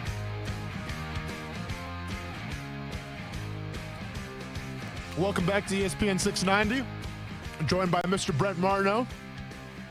Going to be heading over to, I think, an Ohio State game tomorrow. A little college football action for Mr. Martineau and the family. Is that correct, Brent? Yeah, man, I'm going to go. We got a noontime kick. Today we had the festivities last night and today for my wife's Hall of Fame induction at her high school. So going to the high school football game tonight. And then we said, you know what? We'll bring the kids to Ohio State, cross off a stadium. They're playing Florida Atlantic. And I may even do a little work because we got a couple of Trinity Christian guys. Yeah. So maybe do a little something from here anyway. But, yeah, what's crazy is I've been in Ohio a long time from school and now obviously coming and visit with, my wife's from here, is I've only been to the Horseshoe once. I think I saw him play Purdue when I was in college, and that's it. So this will only be my second trip to see a game at Ohio State. Well, let me ask you this question, Brent, because you grew up with the Boston Red Sox and New York Yankees rivalry, obviously being a Sox fan like you are. You spent some time in Ohio with the Ohio State Buckeyes and the Michigan Wolverines. Which rivalry do you think is more intense and more crazy? Yeah, it's a good call. I think here's the deal. I've been around Michigan and Ohio State when Michigan beat the heck out of Ohio State for years. In fact, it got John Cooper fired. John Cooper was the head coach at Ohio State when I was going to school in the late 90s up at Ashland University, and he was great, but they could not beat Michigan. It eventually got him fired. Well, now you turn around, and now Michigan can't beat Ohio State. Urban Meyer's been able to build it, and now Jim Harbaugh can't catch up. So I've seen it both ways, but I've never really seen it go back and forth that much, at least since I've been closely following it. I think the best first of all, Yankees-Red Sox it's not, at least for me, there's no close second, quite frankly. Okay. It's just, because I tell the story, I lived through it. It's not just hey, I'm a Red Sox fan, so it's got to be the best rivalry. I lived through it. In 2003 and 2004, I covered back-to-back years of the ALCS at Yankee Stadium in Fenway Park. I covered all 7 games.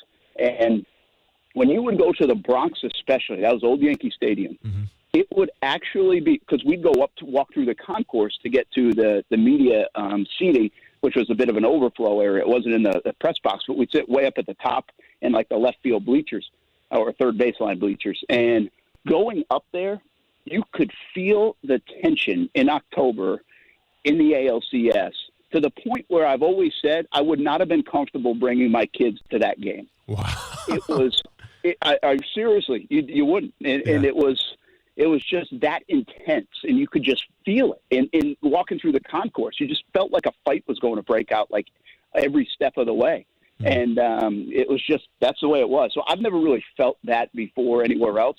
I think the best comp is, okay, where does Ohio State, Michigan fit against Florida and Georgia and Jacksonville, and also maybe Texas and Oklahoma and the Red River rivalry. Yeah. And that's probably the best one to – now, people will say Auburn, Alabama, right? I mean, sure, you get Iron Bowl, yeah. Yeah, everybody will have their own. But I'm more of a neutral observer. It's hard to find neutral observers when you talk about a topic like this. And right now, for me, I haven't felt Oklahoma, Texas. I've seen it from afar. I felt Michigan, Ohio State. But I still feel like the pageantry and everything else that fills up Jacksonville, I mean, it's on top of my list, and I'm probably a bit biased because I've been there now the last decade. But I will say at least it comes from a perspective where I've seen Ohio State, Michigan pretty up close too, for the last 20, 25 years, or at least been able to feel it a little bit closer. The one that I can't really put in a good perspective is Oklahoma and Texas, and a lot of people might say, hey, that's the best one, but they're all really darn good, and there are a few things like it in sports. Well, speaking of up close and personal, last night we were treated to Clemson and Georgia Tech, and I watched a little bit of that game. That's the beauty of picture in picture in picture, Brent. I can have 3 games at the same time. You have 3? Oh, yeah, you 3. 3 of those wow. I can do 3 games at a time, man. Shout out to PlayStation View. Now cut the check. But, so obviously I made it a habit to check out Clemson, all the hype around Trevor Lawrence and everything. And listen, Clemson dealt with Georgia Tech. It wasn't even a ball game. Georgia Tech's kind of on that rebuilding year right now, and I understand that. But Trevor Lawrence, only 13 of 23, 168 yards, 1 touchdown, 2 interceptions. And it's funny because before the 2 picks he had last night, the last time he had 2 picks came in 351 attempts last season as a freshman. So, and we kind of did it with Felipe Franks a little bit, Brent, where we kind of jumped off that Felipe Franks bandwagon. I mean, are you buying the whole Trevor Lawrence hype kind of going down now, or is it's the first game of the season, you have to work out the kinks a little bit, and he's going to be just fine? Yeah, I'm not going to hammer Lawrence tonight. I think, talking about Felipe Franks, we've seen so many both sides of Felipe Franks. Yeah. So I think it's okay to pick a side and say, where's he going to be? I think Trevor Lawrence, we really haven't seen a bad side. And, I saw a highlight because we were at that event. So I saw a highlight yesterday. And when he left his hand, it's just so noticeable when the ball leaves Trevor Lawrence's hand. It looks like it's like out of a cannon. It's so effortless, and it just comes out, and it's like, whoa, where's this thing going to go? Well, there's a different part to this now that you have to keep in mind when you're talking about Trevor Lawrence. Those receivers are damn good. They're so talented, and they're so big. So they're going to bail him out sometimes too. And that's not to take things away from Lawrence, but those guys are going to make him better too. And they're going to make him look good on plays that he probably should have looked bad on. So keep that in mind. I think this is simply sports, in my opinion. And I've said it for a long, long time. One of the hardest things to do is follow a legend, replace a legend, and be good at it. It's not just sit in the spot. I'm saying be good. That's why I've always had a big respect for Maurice Jones-Drew, what he was able to do. Fred Taylor, legendary in Jacksonville. Maurice Jones-Drew comes in, one of the best players in franchise history. That is hard to do. The other thing that's hard to do is live up to the hype, especially once you've already done it. That's why I think Patrick Mahomes will come back to earth a little bit this year for Kansas City. I think a guy like Trevor Lawrence, the ceiling, where the heck else can you go, man? I mean, the ceiling's only so high. The things that you can accomplish are only so much in a season. So I think you'll get games like this from Trevor Lawrence because it's just natural. There's only one way to go. Even though he might be getting better as a football player, I'm talking about from the broad view, from a fan view, from a stat view. I think you're going to get games like this. Maybe it's just a rocky start, and maybe he just goes nuts the rest of the way. But it's a really hard thing to do is live up to what you did previously, especially when you did it so well, and then the hype train that follows it. I think it's a really tough spot for a lot of guys, especially young guys like Trevor Lawrence. Action Sports, Jax, Brent Martineau, man, we appreciate you hanging on for another segment to talk some college football with us. Hey, listen, I'll let you go in a little bit here. I want to give you some quick hitters, a couple questions. Do you have more confidence now in Clemson that Trevor Lawrence kind of did have a bad game and they're still able to dominate? I mean, Trevor Lawrence is supposed to be this Heisman favorite guy. Well, ETN comes out and has 12 carries, 205 yards, and 3 touchdowns. Now, all of a sudden, he might be one of the best running backs in all of college football. So, I mean, does that almost give you more confidence now that Clemson's going to be deadly regardless if Lawrence is playing well or not, just because they have that running game to back it up now, too? Yeah, we're going to have to get a few weeks of Alabama, but I think what you might be on the verge of seeing, and listen carefully, Alabama fans, and you're not going to like this. Careful now. What you might be on the verge of seeing, Clemson starting to separate themselves even from Alabama. Clemson played 90 guys yesterday, 90 players. I don't even know how you physically do that in a football game as a coach. That's how confident he is. It's the swagger they have. It's how much talent they have. Not that's 90, they can go deep. But they have so much talent, they want to get them in, they want to use them. And the more you do that, the more experience you build, the more game plays these guys get, and the better they get. They really have it rolling at Clemson. And it's not just Trevor Lawrence. That's all Dabo Swinney. Where he has the program right now, it's you hate to say this in sports because you can't just roll the ball out.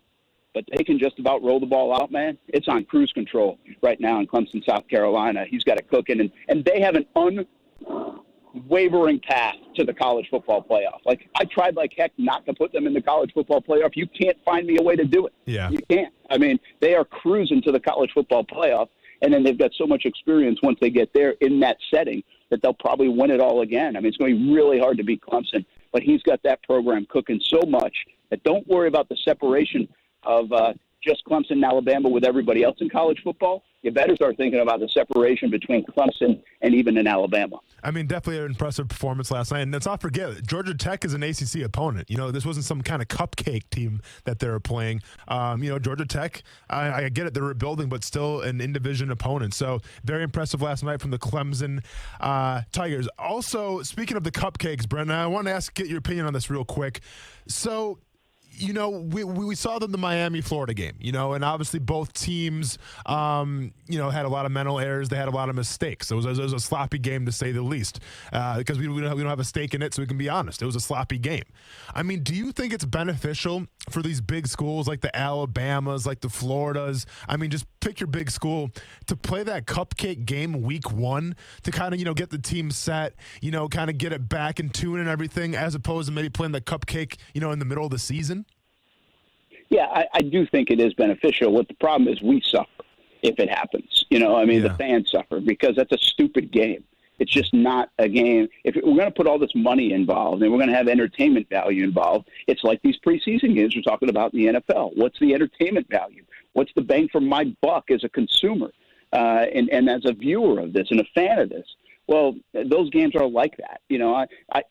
I'll give you one little thing on the cupcake games. I think it's cool for the cupcake guys, because I think those guys that play at Prairie View or somewhere else, they get to go play in the swamp or name your big stadium. I think that's a pretty cool moment. I mean, look, your guys at Murray State's going to go to Athens between the hedges next week and play Georgia. They're going to get romped, man. They don't have a chance. I mean, hey, Brent, by the way, there's a fine line between romped and shocking the world. Let's just leave it at that right now.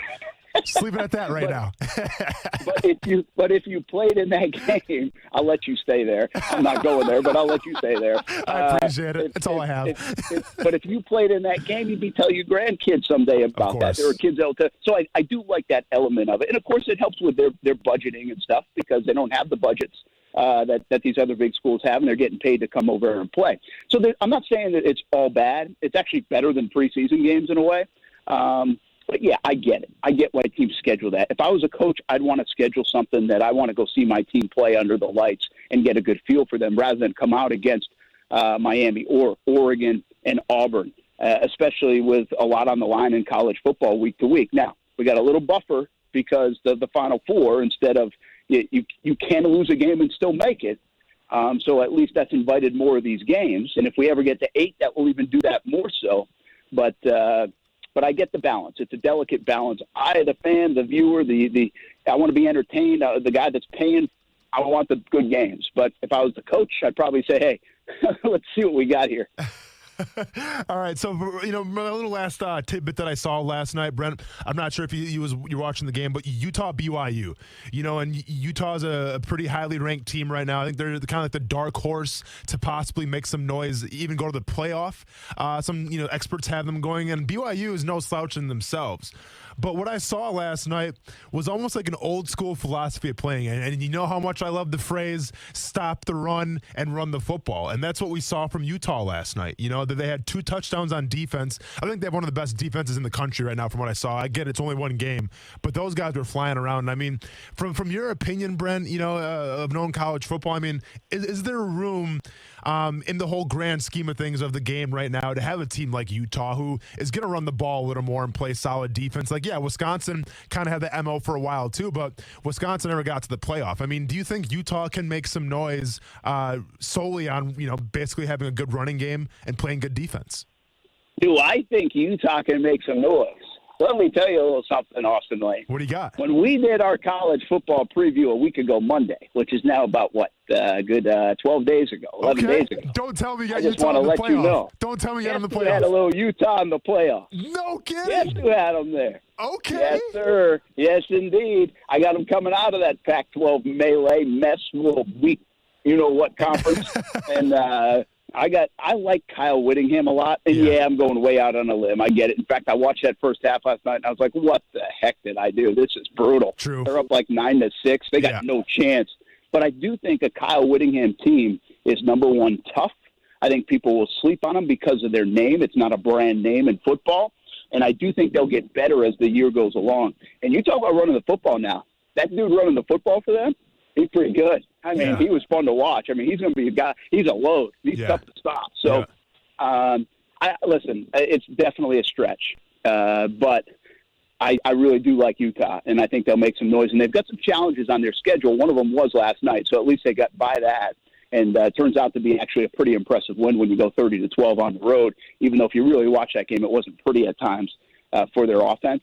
But keep an eye on Utah. I really do like them. I admit it. I'm going out on a limb because I just don't like to go chalk in the college football playoff. But it could happen. They could find their way in it. And, and I'm sitting here watching them the second half. I'm like, you know what? I mean, with that defense, the way they run the ball, I wouldn't be surprised if, that they try to make some noise in the playoff. And here we have Brent Martineau beating me to the punch 2 weeks prior, picking him for his college football playoff. But one thing with Kyle Whittingham, too, what I like about him is, Brent, this is a guy who's been in that system, who's been in that Utah culture for a long time. I mean, started out as a defensive line coach in 1994 and has stuck with that team ever since, and now is the head coach since 2005. So that's a guy who's built up that culture, who knows what it means to be a Ute, and that's something that you can't say about a lot of college football coaches these days. Dude looks like he could still play, too. I'll give you my Final Four, okay, just so you know, and then maybe you can share yours. If you don't have it today, just tweet it out later tonight before the season really gets going tomorrow. But I've got Clemson, I got Utah, I've got Georgia, and I got Michigan in my Final Four. Okay. So, which means I'm leaving out Oklahoma and Texas, which is the tough thing to do. Sure. But that's okay. Those are my four in the Final Four. Put those in stone because the prophet has spoken. Brent Martineau, Action Sports Jacks, man, thanks for coming on. Enjoy yourself tomorrow at that Ohio State game. And, tell the family we say hey.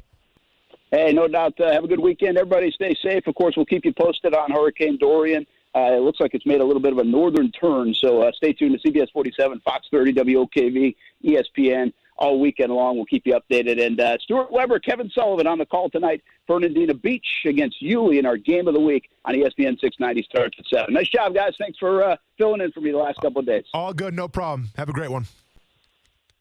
All right, when we get back in ESPN 690, going to do the first ever back-to-back balling and falling and stay in your lane segment, going back-to-back. Call me Barry Bonds. Call me whatever you want. Call me Drake if you want. But, we'll do that next when we come back from ESPN 690. Oye, amigo, it is the Dan Le Batard Show on ESPN Radio. Is Max Muncy a great name for a power hitter? 80% of the audience said yes. It's hard to get better than that, right? Max Muncy? Well, let's see. Can we do better than that? Can anyone do better than Max Muncy? Home Run Smith. That's a great one, Chris. You did great work there. Home Run Smith. The Dan Le Batard Show with the Stugatz on ESPN Radio and ESPN News. Hey, boss, you're not gonna believe this. What now? Remember Frankie, the guy we've been showing the ropes to? Who? You know, our protege. Oh, yeah, Frankie. The next generation of crooks making us proud. Yeah, not so much. Boss, he just got busted. He what? Yup. Cops caught him. He was, Boss, you might want to sit down for this. Uh-oh. Sounds serious. Yeah, they caught him breaking into our warehouse. Oh, that little weasel. Of all the places to break into, he chose our warehouse. You just can't trust anyone these days. Yeah, and he knew we had Safe Touch security monitoring the place with the two-way communicator, the video monitoring. Huh. Serves him right for breaking rule number 1 in the Crooks R Us handbook. Stay away from Safe Touch houses. Yeah. Kids these days. Crooks know to stay away from Safe Touch houses. Hi, I'm Lester Jackson, president of Safe Touch Security Systems. No one beats our technology or our price. Call Safe Touch today at 888-723-8682 or go to safetouch.com. State license number EF233. Our partners at BSN Sports, the largest provider of team sports equipment and apparel in the country, would like to thank all of the coaches out there who truly are the heart of the game. While BSN Sports is the best at equipping athletes with a one-stop shop for everything needed to run an athletic program, coaches are the best at equipping lives. And that's the real final score. Learn more about how BSN Sports can save you time off the field so you can impact more lives on it by calling your local BSN Sports sales professional or by visiting bsnsports.com today. In an ocean of car dealers, there's only one Atlantic Infinity. Only one Atlantic Infinity. The only one for a luxurious showroom. Only one Atlantic Infinity. The only one with a summer sales event. Only one Atlantic Infinity. The only one fast, dependable service. Follow the wave to the only one Atlantic Infinity. And don't miss the summer sales event going on now at Atlantic Infinity, 10980 Atlantic Boulevard. Are you looking for the best wings around? I found the place. Listen up. Hey, everyone. It's Brent Martineau. Mr. Chubby's Wings is awesome. 2 locations, the West Side and in Fleming Island. They are a part of the community, too. Mr. Chubby's Wings wants to wish all of the high school teams good luck this fall. They've been supporting youth athletics for a decade. Get ready for the game at Mr. Chubby's. Celebrate the big win at Mr. Chubby's. Chub it up with the best wings around. Mr. Chubby's Wings on the West Side and in Fleming Island. Homegrown and ready to help the home team look good on Friday nights and every night in any sport, Baker Sports has been doing just that since 1997. Your team experts offer the top brands like Under Armour and Adidas. Screen print, embroidery, and trophies all done in-house right here in Jacksonville. Baker Sports will get you ready for your big game. Looking good so you can play good. Play ball with your team experts at Baker Sports. I just don't know that there was a city that would be really excited about Rick Pitino. What has he accomplished in the pros that would suggest that it's worth taking on all of the baggage that he comes with? The Dan Le Batard Show with Stu Gatz. Weekdays from 10 a.m. to 1 p.m. on ESPN 690.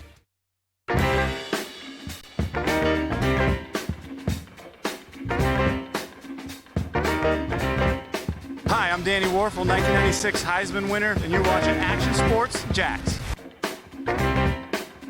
I just didn't want to come up here and mitigate it or fight it or say it. I mean, there's a lot of things that go on. There's players that are injured that don't play during the preseason. They go out and play well. You know, we just made a decision of doing what's best we think for the team because of, all the stuff that happened last year.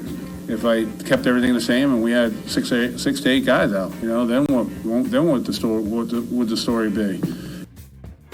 That's head coach of the Jacksonville Jaguars, Doug Marrone, talking about resting his players, kind of flipping the script a little bit. And listen, I understand there's a lot of frustration in terms of going 0-4 in the preseason. The backup's not looking that good. But the most important part that I've taken from training camp, from this preseason, is the fact that when the Kansas City Chiefs come to town in a little over a week here, the Jacksonville Jaguars, for the most part, are going to be healthy. We'll see what happens with Alfred Blue. We'll see what happens with Josh Oliver. We'll see what happens with Jeff Swaim. But all things considered, I think you have to like the fact that the Jaguars are, for the most part, almost 100% healthy going into week number 1. And that's the most important part, okay? You can go ahead and make your highlight football preseason films like the Baltimore Ravens win all these games.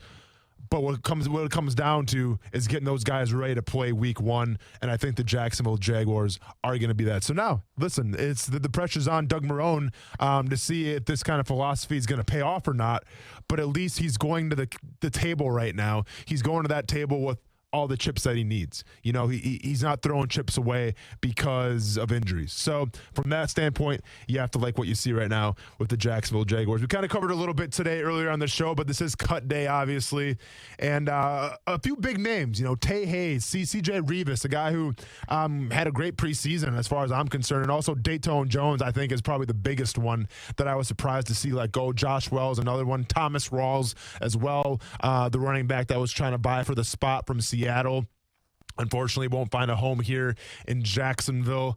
And there's a couple names you got to keep an eye on as far as maybe signing. What's going to happen with the secondary, especially those safeties now? Are they going to bring somebody in? Luke Wilson got cut from the Raiders, tight end, a guy with a lot of experience who's made some big plays in his career. Do the Jaguars bring him in? Things, kind of storylines to keep an eye on as we go through the week here, prepping for the Kansas City Chiefs. And another guy, too, Alex Magoo. And Alex Magoo was not really a surprise to anybody that he got cut. I do think he's going to be a practice squad guy.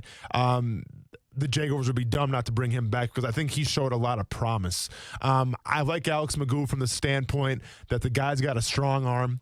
I think he's got a good feel for the pocket, and he can make a lot of plays, whether it's with his arm or with his legs. We saw that in spades this entire preseason. And I'm not trying to call him like a Russell Wilson or a Patrick Mahomes, but I do like that little baseball swag that he brings to the table where every pass is in play because he can throw the ball from so many different arm angles. And maybe if they keep on developing him, you might have a solid backup there, especially with Gardner Minshew, who had a pretty rough night last night, a guy who showed some progress in the first couple games. The first game comes out against Baltimore, kind of gets a rude awakening, the welcome to the NFL rookie kind of moment. Helmet goes flying. He responds back with a pretty decent Eagles game in Jacksonville, goes to Miami, shows, some things there.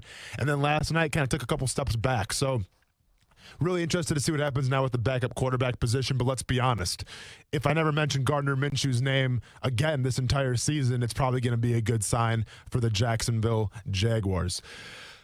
Kuz, I think we got a couple questions, or we got at least one question there on one of our streaming apps that somebody wanted to know. Hit me with it. Yeah, it came through on YouTube. Okay. He asked, do you believe Westbrook is the number one wide receiver?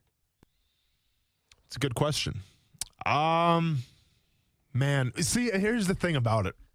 So the days of the number one wide receiver, what does that really mean, right? Like, I can point to Julio Jones and the Falcons, number one wide receiver. I can point to DeAndre Hopkins, Houston Texans. He's the number one wide receiver. I think with the Jacksonville Jaguars, I would probably give it to Dede because he seems to be the favorite target. Now, traditionally, the number one wide receiver is the guy that lines up on the outside. He's doing the go routes a lot and things like that. But then you have like the new school philosophy. You have like a Tyreek Hill, Tyreek Hill is the one receiver, but he's not built like one. But I think all things considered, with what we've seen in the preseason so far, I think Dede Westbrook is going to be that number one wide receiver type of guy. But Chris Conley is going to be like that 1B then. Like, well, let's go ahead and call Dede 1A, and we'll call Chris Conley 1B because I still think Chris Conley is going to be the guy that is taking the top off of the defenses when they start doing those go routes. And don't forget about Marquise Lee as well. Marquise Lee's had some experience being that one receiver. Obviously may not be ready for week one against Kansas City. Still kind of hampered by that knee injury that he had last year. So keep an eye out for Marquise Lee too, because once he comes back with Marquise Lee, you're going to have some weapons at your disposal, and maybe hopefully Josh Allen starts to catch on as well, and you have a threat at that tight end position. Real quick, let's get into balling and falling, and then cruise control, and then probably call it a day here. So balling, Kuz, I got that Coco Mania. Call me Tony Montana. Because the 15-year-old sensation Coco Gauff, who has been featured in this segment before, actually, became the youngest woman to reach the third round at the U.S. Open since 1996 as she beat Tamia Babos in 3 straight sets. Now, as far as the hype's concerned, being 15 years old, not too much pressure for obviously, and then listen, I'm not a big tennis guy, and hopefully the Hurricane allows me to do this, but her next match is going to be another young superstar, Naomi Osaka, the number one ranked tennis player in the world right now for the U.S. Open. They are going head-to-head, and that will be one that I will keep my eyes peeled to, assuming the Hurricane doesn't knock out my power, and if so, well, then I'm taking the family, and we're going west or north, or wherever the Hurricane is not, because I want to watch that along with MMA and other events going on this weekend as well. Fallen, real quick, Fallen, this isn't so much a fallen, it's more the fact that, hey, I'm with you guys, and, today is cut day, and it's a rough day that a lot of people aren't going to be able to comprehend or understand. So from that perspective, just NFL players out there, man, good luck to everybody. Let's just, good luck to everybody. I hope you get another shot, but if you don't, here's to happier trails up ahead. So just keep my mind out to all those NFL players out there. We're a little behind. Stay in your lane. Cruise control. So real quick, cruise control. UFC fights this weekend. Jessica Andrade is taken on. I'm sorry, we're kind of behind right now. So Jessica Andrade is taking on Shenxin, and she's from China. This fight is taking place in China. It's taking place on home turf for Xinjin. Jessica Andrade is the champion going into enemy territory. Check out that fight. And also, probably the best boxer pound for pound right now, Vasil Lomachenko will be taking on Luke Campbell. Lomachenko, obviously the champ right now. Really probably his last fight at this weight class. Taking on Olympic gold medalist and Luke Campbell, the bigger guy. He's got about a 3-inch reach advantage, but there's a reason why high-tech Lomo is the pound-for-pound greatest. Check him out this Saturday as well. Hey, for Justin Kuzar, for Brent Martineau, for Stuart Weber, for Marcel Robinson, thanks for hanging out. You guys be safe, stay casual, stay dry, and stay safe. We'll catch you next week sometime, hopefully. ESPN 690. Peace.